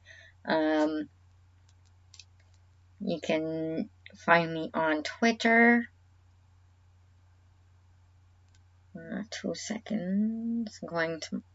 Okay. So at Deanna Jean 117, you can follow me there.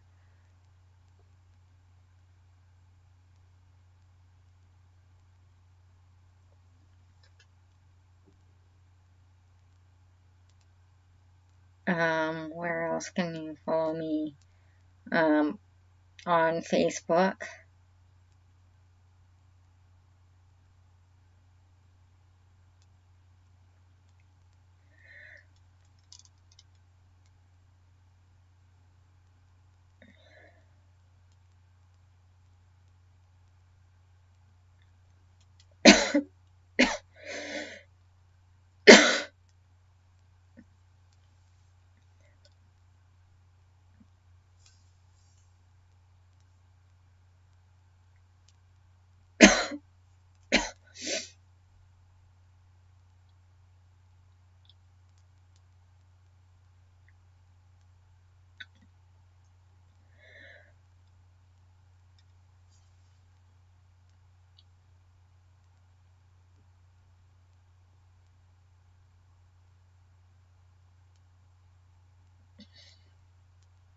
Is there anything else? Not really.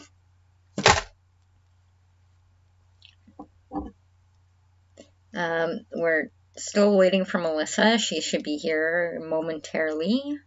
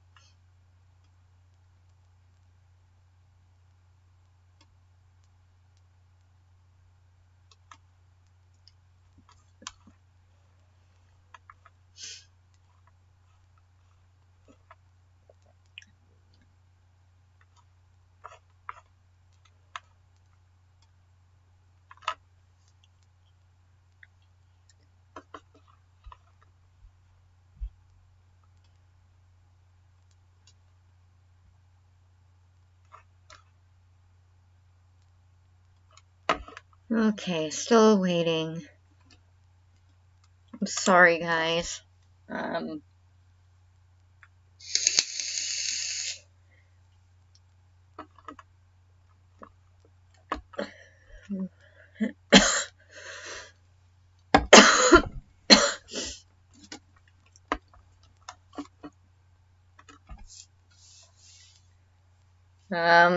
Anything. Okay, so let's just listen to another episode while we wait.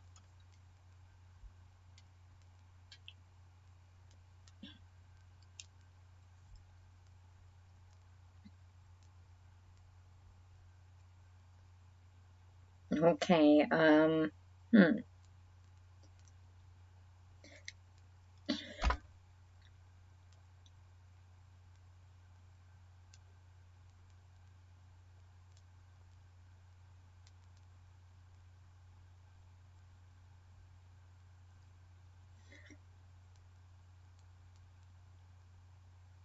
Okay, so I think I'm gonna play you guys season one of the first episodes I've ever done.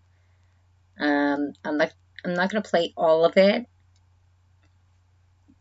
but for all of you that have watched this and listened to this episode, it's about negativity. So this is just the introduction to negativity on my podcast. If you want to, I'm going to let you guys listen to the first 5 minutes or so of the podcast, and you guys can also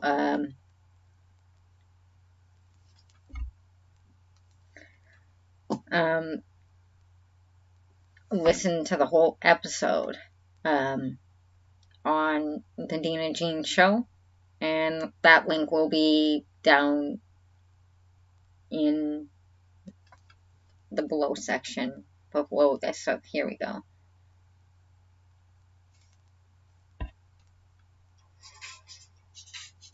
Welcome to the Deanna Jean Show. I'm Deanna Jean. On today's episode, I will be introducing what is negativity. Before we learn to be positive, we need to learn about negativity. So later on, we know how to catch the negative feeling or thought, so we can learn to replace it with a positive thought or feeling.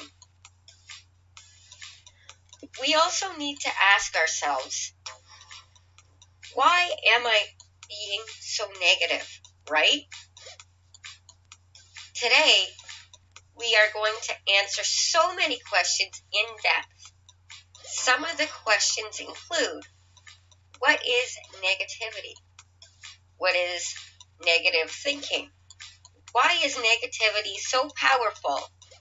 And many, many more questions. I hope you enjoy my podcast, and I hope you return for more answers to your questions about negativity. Thank you for tuning in to my show.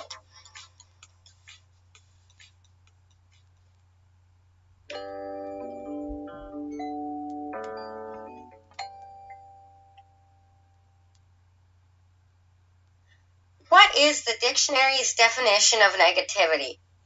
Dictionary.com says that negativity is a lack of positive or affirmative qualities, such as enthusiasm, interest, or optimism. It also says that negativity or negative is showing or tending towards opposition or resistance. Yay! What really is negativity? We've already covered the dictionary's definition of it, but I feel that there is more to it. I'm meaning like a lot more to it. So, negativity is a disagreeable, worrisome outlook on life. It can occur in anyone and anything. That's the ugliness of negativity. Negativity is also very powerful, and it can happen anywhere and at any time. However, negativity can be persistent. For example, I have mental health issues, which are not fun. And when I was dealing with negative thoughts about my weight, BMI, and how I looked in general, I would often tell myself how fat I looked, even when I looked like a skeleton. You guys guessed it. I am recovering from anorexia nervosa. Anorexia has caused me to be negative about myself, and I'm working towards being positive like you are. I've been asking, what really causes negativity?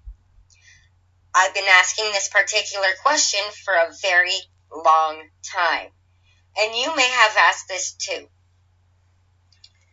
There are many reasons that negativity could occur, but the best explanation or answer to this question is when you or someone you know who has negative thoughts experiences these thoughts every day, all day, or just most of the time. It could be because you experienced a lot of negativity within your past. Like me, you're probably thinking, what past experiences could cause me to think such weird thoughts? They're not weird thoughts at all. It's because individuals like us develop and vocalize negativity. It's a form of self-preservation we've developed. I've already said this. Negativity can come with mental health. Some other mental health conditions that could cause you to be negative are anxiety, depression, and ADHD. These mental health disorders could have reoccurring negative thoughts. For example, I have anxiety disorder. I really like this guy, but the last time we talked, I couldn't go see him. So, that's just a little bit of the introduction to mental health illness, or sorry, negativity. And I wanted to share it with you because it actually went back to the first time that I podcasted a couple years ago when I was actually on another network, not Southwest Media Network, but the Totally Insensitive Network. That's where I kind of fell and basically hurt myself, and now I'm back here today and in better spirits and all of that stuff. There was just a little bit of trauma going around with that, but now things are a little bit better and whatnot. So let me take a short break. I will be back in like 5 minutes.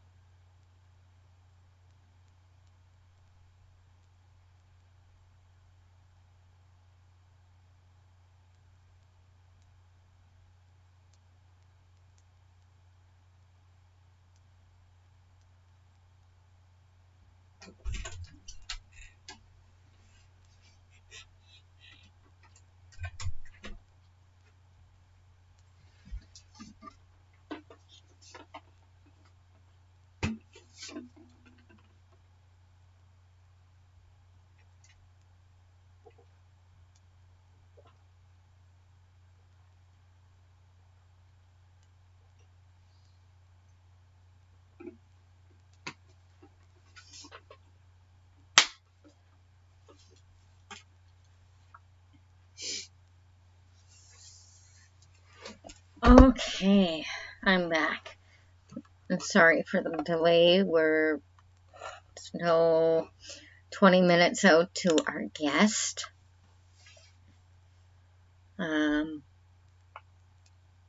Yeah, so I'm just chilling out here.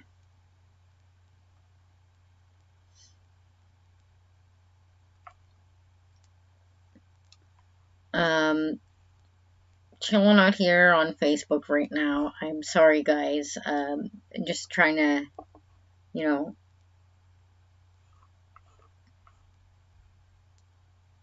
basically, I don't know, just keep myself occupied because I know I have less to talk about right now. But yeah,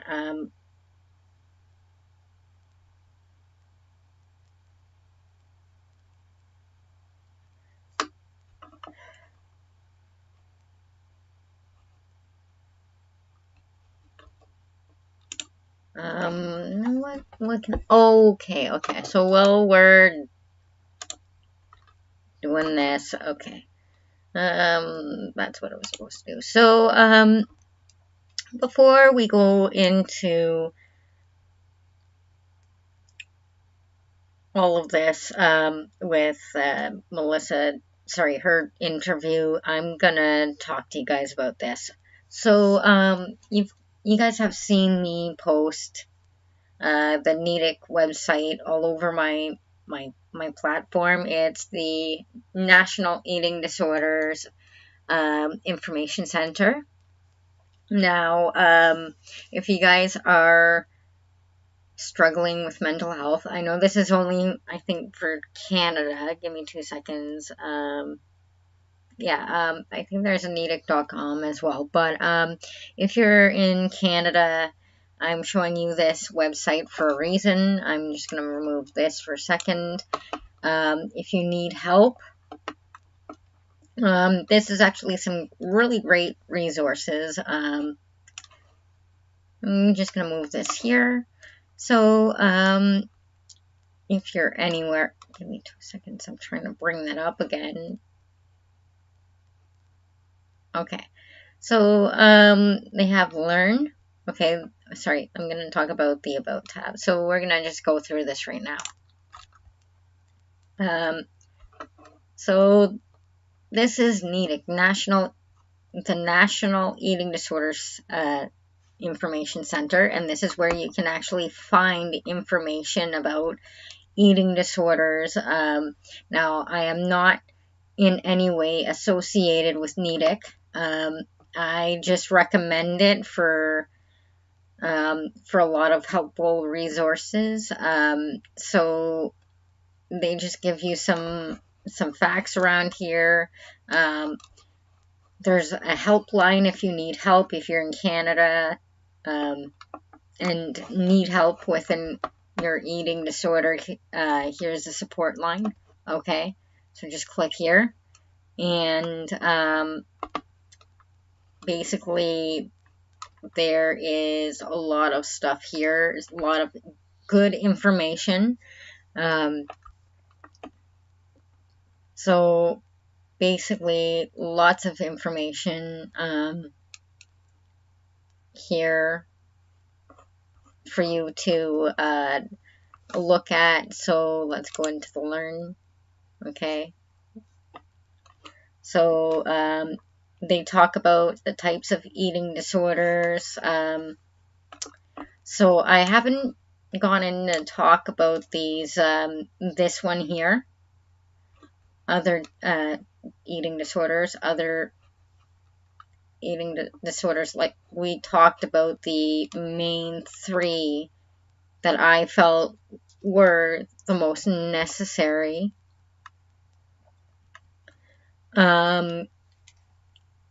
The informal definitions they go through. Now, I probably will end up putting this on my site because I actually support these people. So they have Find a Provider, eating disorders and treatment resources, health promotions and preventions, get help,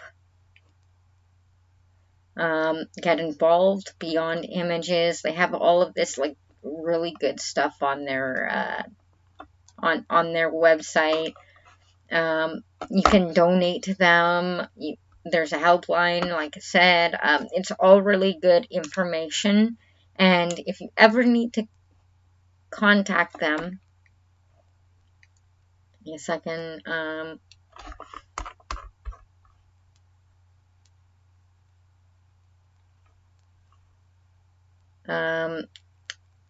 So here are the toll-free numbers.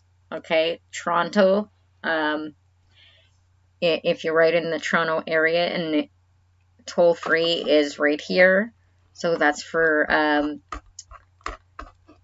people who are in Canada. I will find something in the States for you guys. I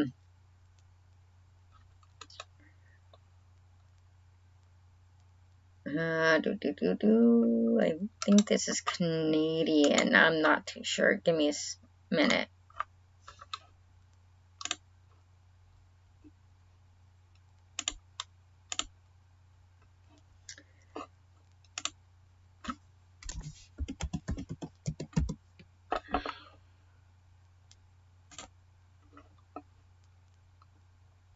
Okay.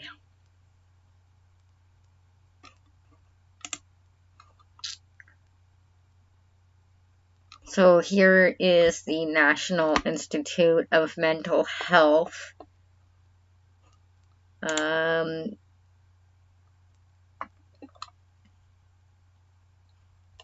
just trying to find their contact information, where they're located, basically.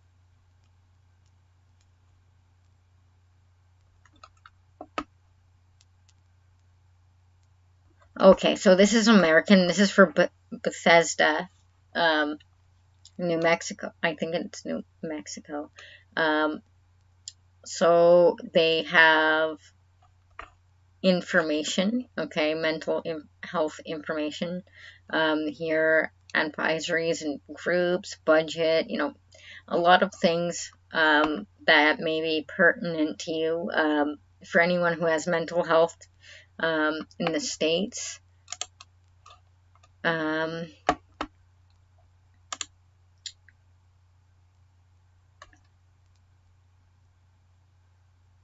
And this one is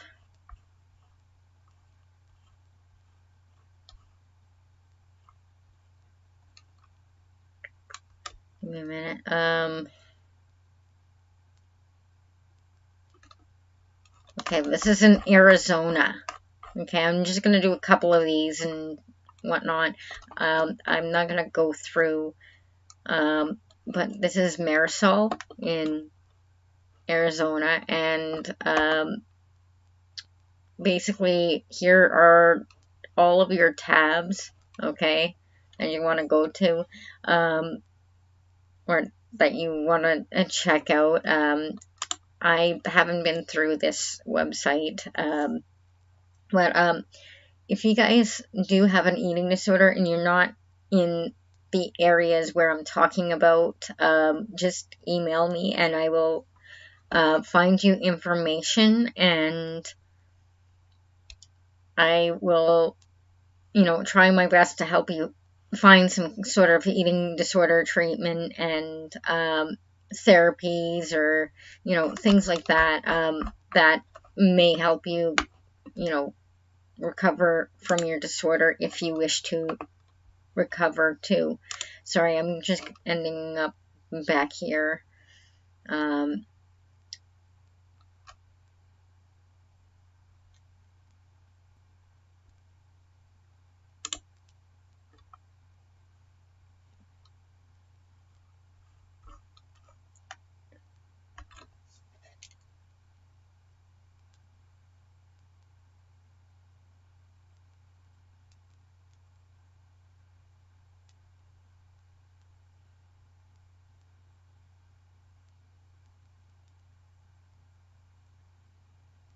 Okay, sorry about that. Just checking some things.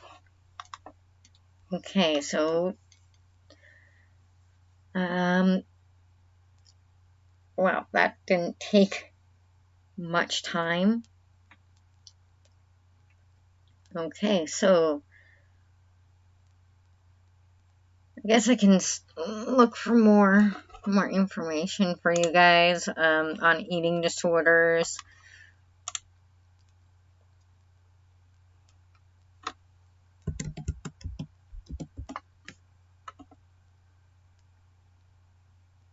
Okay, so you know what? Let's talk about types. And why? Okay, so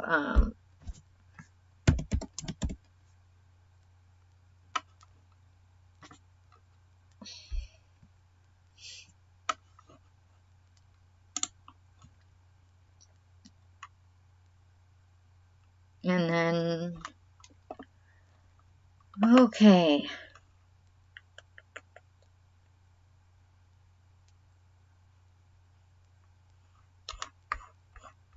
I apologizes.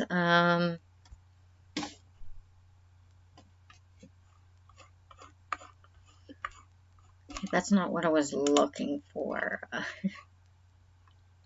So I'm just gonna bring up the Mayo Clinic.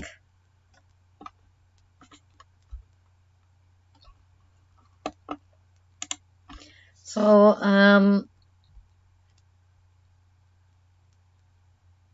now the reason why I'm looking this up for you guys is because, well, I do my research and whatnot, but again, we're going to talk about the types of eating disorders. So anorexia nervosa is something I actually am trying to recover from. Is a potentially life-threatening eating disorder, actually characterized by low weight, a fear of food, and of gaining weight, a distorted perception of weight and shape. Now, people with anorexia use extreme efforts to control their weight and shape, which like I'm reading this off, but kind of making it my own, but which are often actually significantly interferes with health and life activities. Now,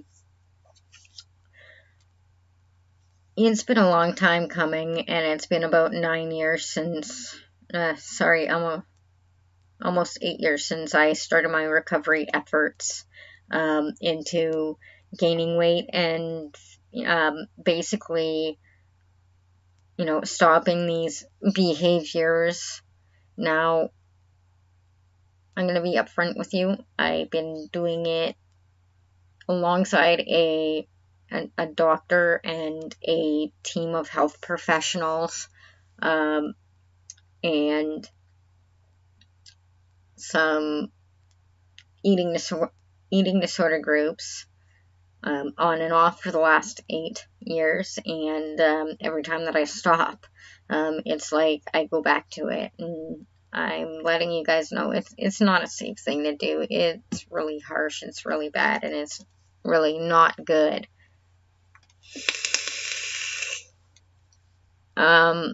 Now,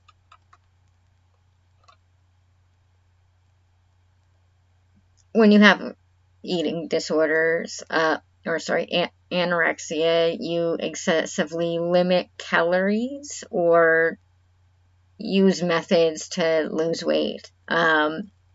So I see a lot of magazines with, lose 50 pounds. It takes a lot out of me to realize that I'm really freaking skinny and I don't need to lose any more, or I'd be dead, basically. Now I'm actually happy with myself for dealing with the issues that are behind the eating disorder, and I try not to humanize it or make it into my disorder. So basically owning it. It's not my disorder, and it's not human. So I say I have the condition called anorexia nervosa, and I try to say that as often as I can, so I can basically say that, hey, you know, hey, it's just, you know, it's not human. It's not yours. It's not this. It's not that. So, you know, I don't know if you guys had a little bit of, you know, got to reading this a little bit. Bulimia, I've never had this. I've never had this at all. Same with binge eating disorder. I do know people with binge eating disorder. It is really harsh, and yeah, I don't know anything about these disorders here, the avoidant restrictive food intake disorder.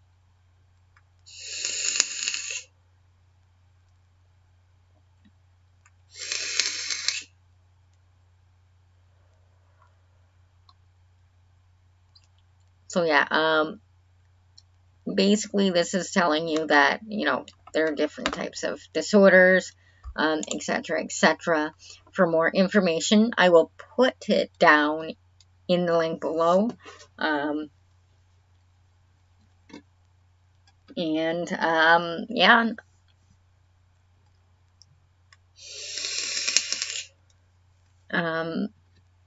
Let me see. Okay, so any moment now, our guest is about to come. Can't wait. I really can't wait to meet her and talk about, you know, how she became friends with food and how she survived the eating disorder and is now a holistic coach or health coach. Sorry, she is a holistic health coach, and I can't wait to meet her. She'll be in pretty soon, like 2 minutes. Pretty happy that this is happening. Oh, yeah, 2 minutes. So, yeah, so any minute now she should be here. Just one moment, please, while I do this. Sorry guys, I'm on a slew of medications, so I have to take them right now.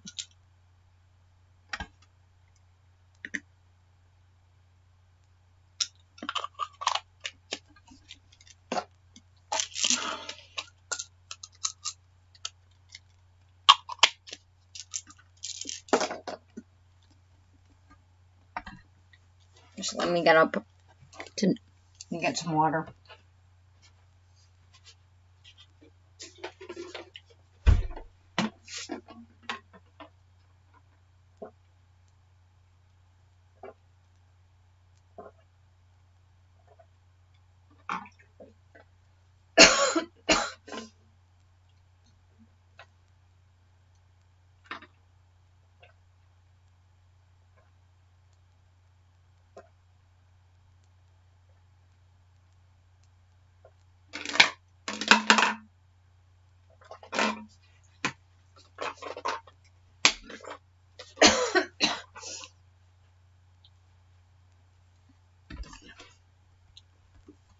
Okay, we are back.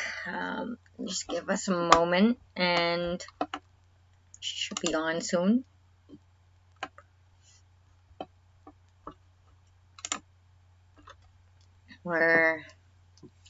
Yeah.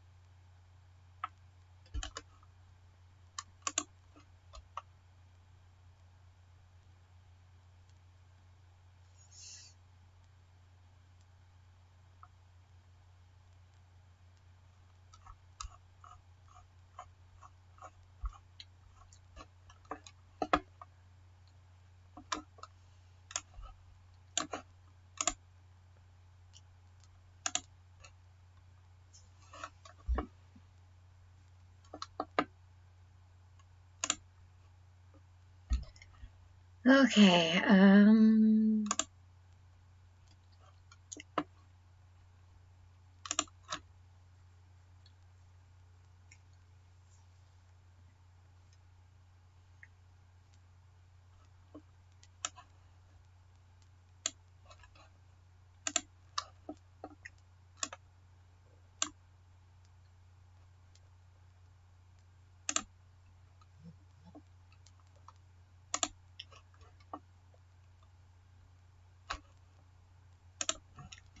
Okay.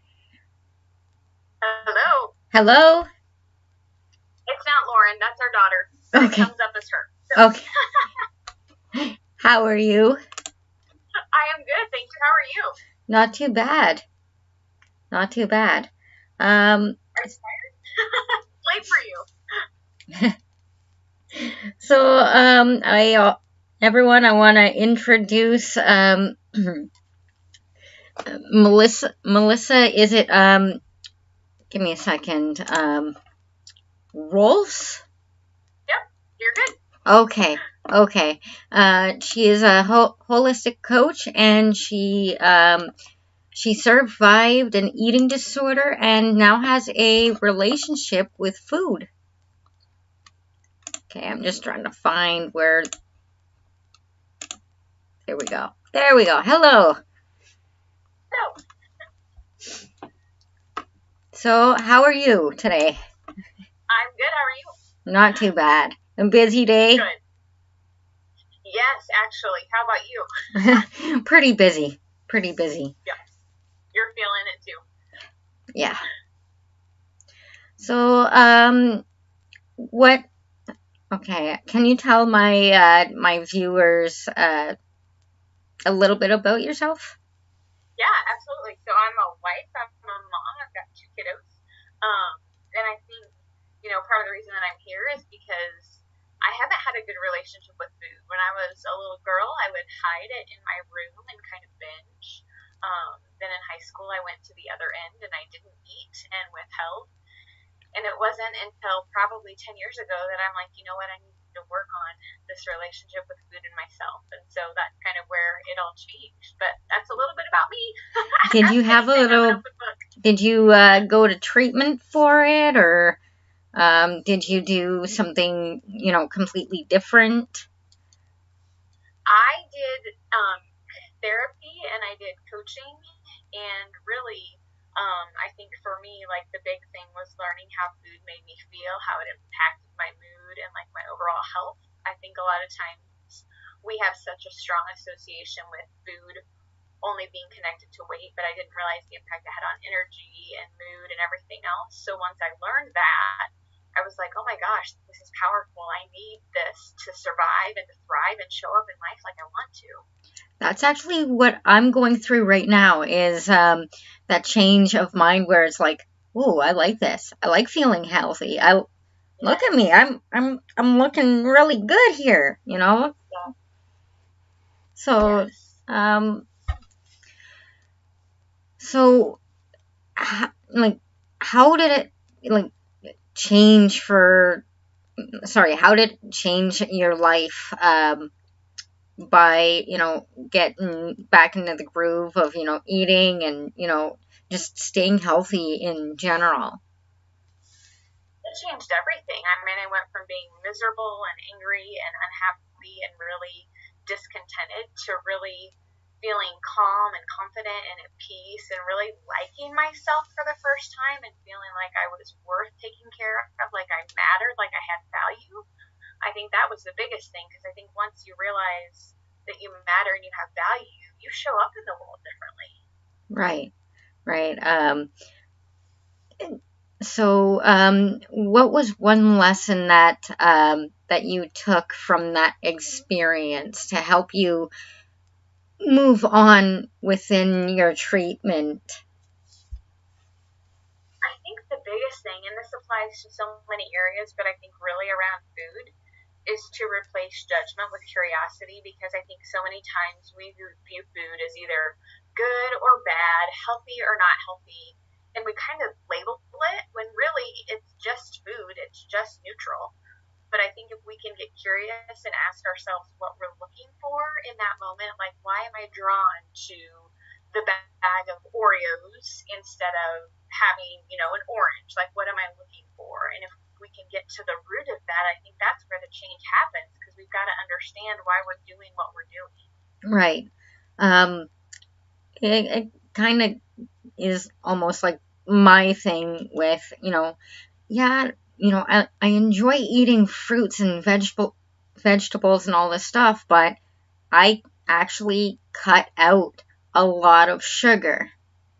And I know, like, since going back and, having sugar in my coffee or just having a sugary snack, I feel a little bit better and energized, and, I'm like, okay, I'm liking this feeling. This is a different feeling, and to try new foods, especially when you're coming back to having, not eaten enough for such a long time, it's like, what's big change. Absolutely. And I love that you're so connected and in touch with how it's making you feel, because I think that's where our power is. Yes. I actually feel that traditional treatment doesn't work as best as, you actually wanting to do it and, connecting with a doctor and having your own steps to, for your own recovery. But, then again, sometimes hospitalization is a good thing for some other people. But, I found that it wasn't for me. Like, I did do hospitalization the first time, and I found I went back to my disorder just like that. And, I've been in recovery for 8 years, but I'm actually recovering this time. So, I guess you've had some downfalls for your disorder as well, here and there. Absolutely. And I think, there's always, I like to call them triggers. Like, we need to identify what triggers us and kind of draws us back to that place. So if you can kind of identify the trigger and either find a workaround or find a way to manage it, I think that's another really helpful thing, is knowing what triggers you to go back to that behavior. Definitely. And, if we're doing things that trigger us, or let's say toxic people who are around us and they're constantly triggering us, you're not really going to get better. How has holistic health been a factor in your recovery? It's been everything. This part of my journey is I have PTSD from childhood trauma. Okay. And so, kind of like you were sharing, I tried the medicine and it didn't work for me, because we're all different. We're all unique. What works for one doesn't work for all. I think it's important to figure out what works best for you and your unique body. So because the medicine didn't work for me, I pursued meeting with a naturopath, and she did vitamin and mineral levels, and everything was in the toilet because I wasn't eating enough of the right things. I wasn't nourishing myself. Right. And so she talked me through that and what it looked like, and just through that process and supplementing, I felt a lot better. And then I learned about, eating whole foods and, the products, the ingredients in the foods and in our personal care products. And so I just slowly started to shift away and pursue more clean, natural products and foods, if you will. And it made such a difference in my mindset, my energy, my health, my mood. And I'm like, this is incredibly powerful. Okay. Because it deals with everything. It doesn't just deal with, it's just this one area. It's the whole person, body, mind, soul. We're all connected. Yeah, that's true. That's really true. I actually have like a chakras and crystals chart on my wall here, and I love to meditate. That's actually one of the biggest things in connecting with your body, especially if you have mental health or eating disorders. I recommend it for anyone who has an eating disorder, because it just connects your mind, body, and soul, and doing it daily will help you recover. Because I don't know about you, but I felt very disconnected. Like, I was so disconnected from my body and from my thoughts. Like there was not this cohesiveness that I think we're created to have. Right. Do you resonate with that? Yeah. Yeah. Sometimes I still, to this day, I feel, disconnected. But when I meditate, it's like a medication, and I just feel like, I'm more connected after I do a meditation.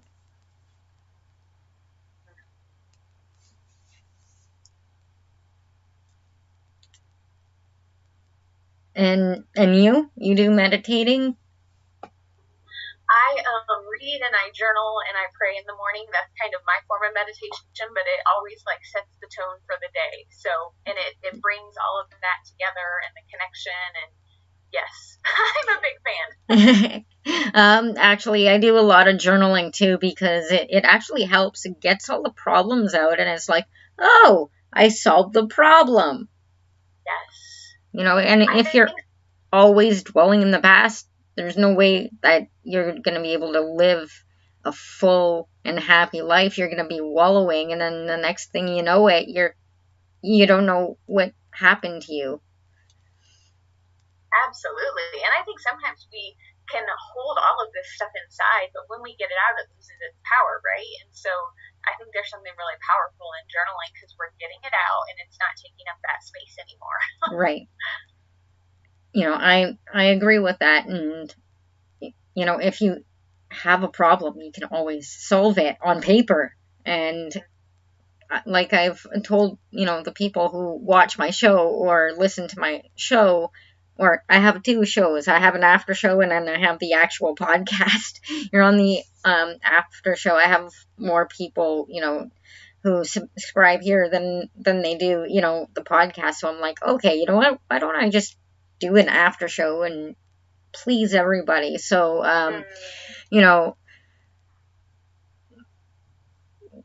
what I tell people on the after show is, it's okay to journal. It's okay to do all this other stuff. And the more that you journal, the better it'll be. And the better things will be. Yeah, it won't solve the problem completely, but you can compromise with yourself in order to solve it as much as you can.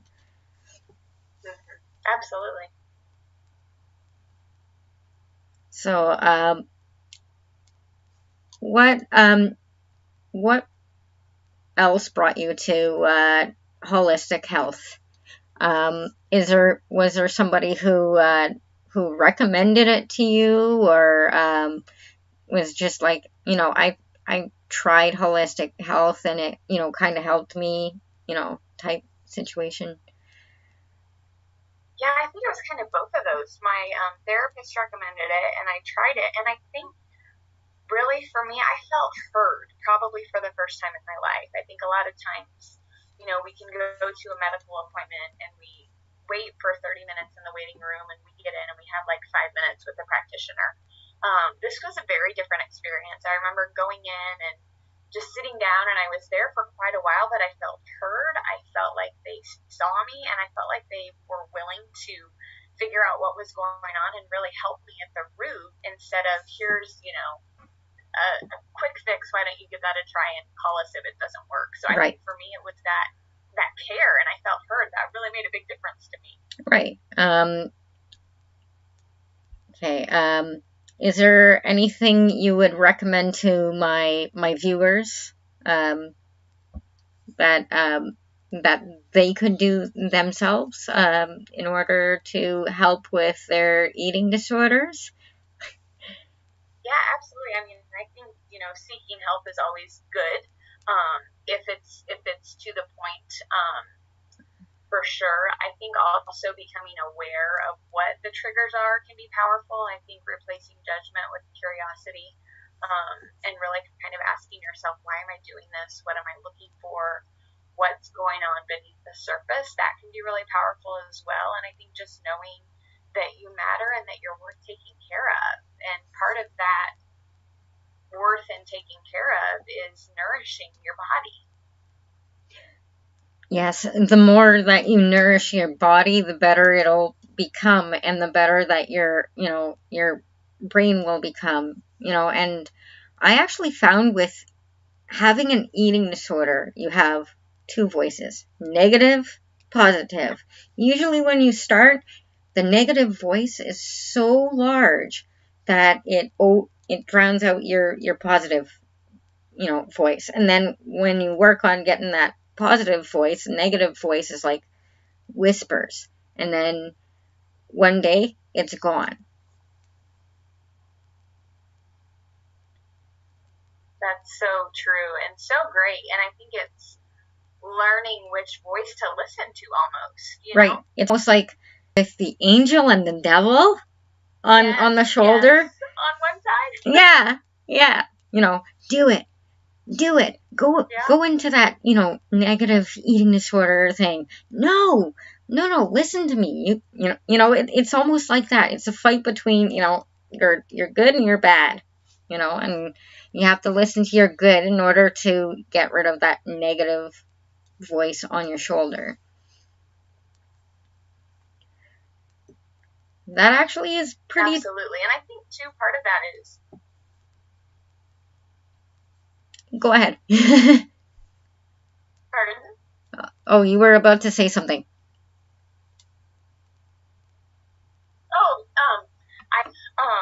I think it's really feeding that good voice, where the mind goes, the man follows. So I think if we can that, and I love that you brought that up because it's so true. Yeah. The more that you listen to the smaller voice, which is the positive voice, the bigger it'll get, and then one day that negative voice will be like, yeah, okay, I'm walking away. That voice is just too loud, and yeah, I guess it's basically learning how to train yourself in the right way and in the positive way and the healthy ways.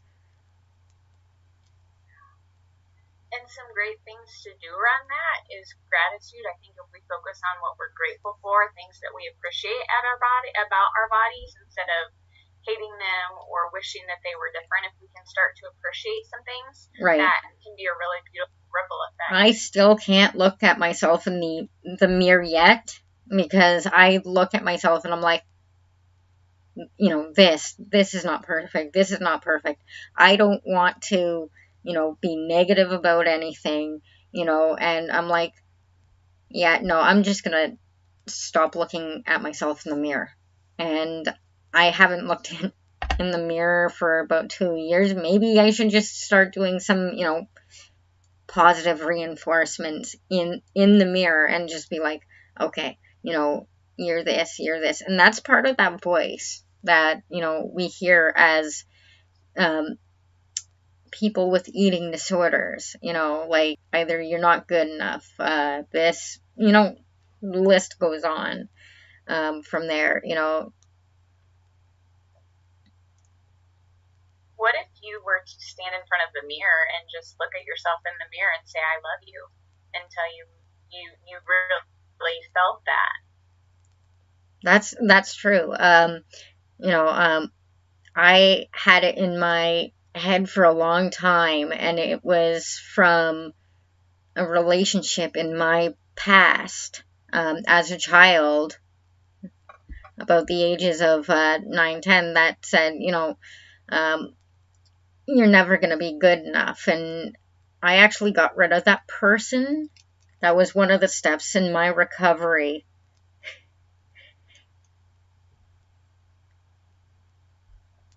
So, good for you.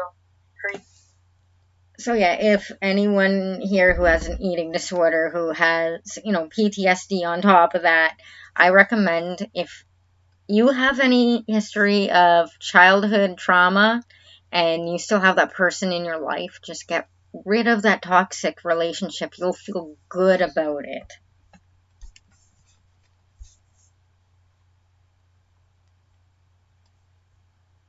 Anything else to add?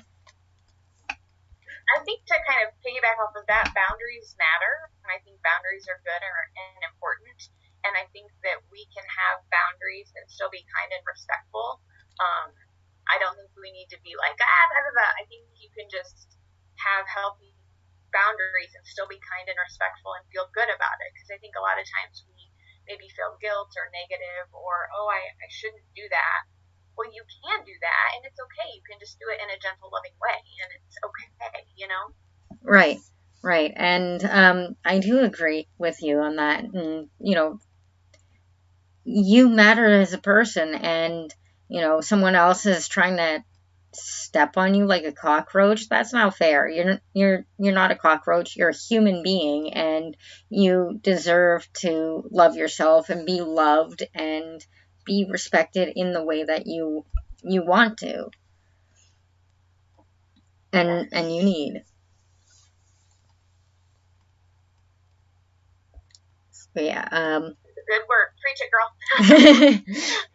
yeah, you know, whatever you need, you go and get it. You know, if a man or a woman and so on and so forth, you know, you need to, you know, cut off these relationships if they are fueling your disorders or your mental health conditions or whatever. Just cut it off. It's toxic. You don't want it gone. Because people can be triggering too, right? It might not just be a situation or a place. It can be a person. Right, right. You know, there's multiple things that have fueled the disorder that I suffer from called PTSD. There we go. I talked about not humanizing that or any of the disorders, but yeah, there's many situations that have fueled the disorder, and you know, I try not to humanize it, and I know you try not to humanize it too, and they're not yours, they're not human, so, you know, the disorder called PTSD, or so on and so forth. And I also don't think it needs to be our identity. I think sometimes we can take on that as an identity, but that doesn't have to be your identity. It doesn't have to be who you are. It might be a piece of your story. Right. But it doesn't define you as a person. Right. This is why I say my eating disorder does not define me. And, you know, I know there's a lot of triggers out there that people go through that have, you know, PTSD or anorexia or depression, any condition, you know. And there are a lot of triggers out there, and, you know, there are ways that you guys can actually make it into a positive thing that, you know, instead of a fear, it becomes, you know, something that kind of helps you stay going. Sorry, yeah. Anything else you would like to put forward to my viewers? I just want people to know that hope is possible. I know sometimes when you're in a hard place and you feel stuck, you don't know if you'll ever get free, and you can find freedom from that. But I want people to know that you can find freedom, and there is hope, and you absolutely can do it. Well, thank you for being on the show. I appreciate that you coming on the show.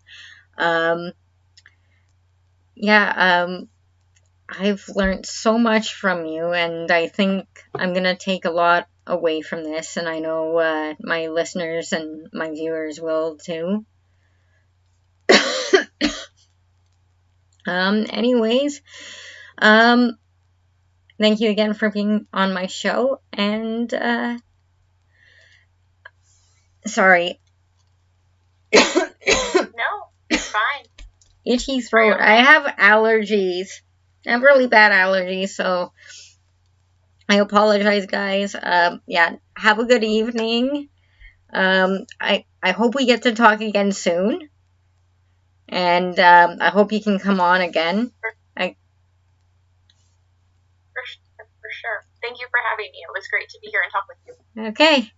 You have a great night now. Thank you. You too. Okay. Bye. Bye. Okay, guys, that was Melissa Rholfs. And I'm sorry for the coughing and all that. I have allergies that I've been dealing with. But yeah, anyways, guys, you have a great night, and catch me next week again for another helpful experience. Anyways, guys, thank you for watching the Deanna After Show, and I hope you had a great time. We talked about so much. Bye.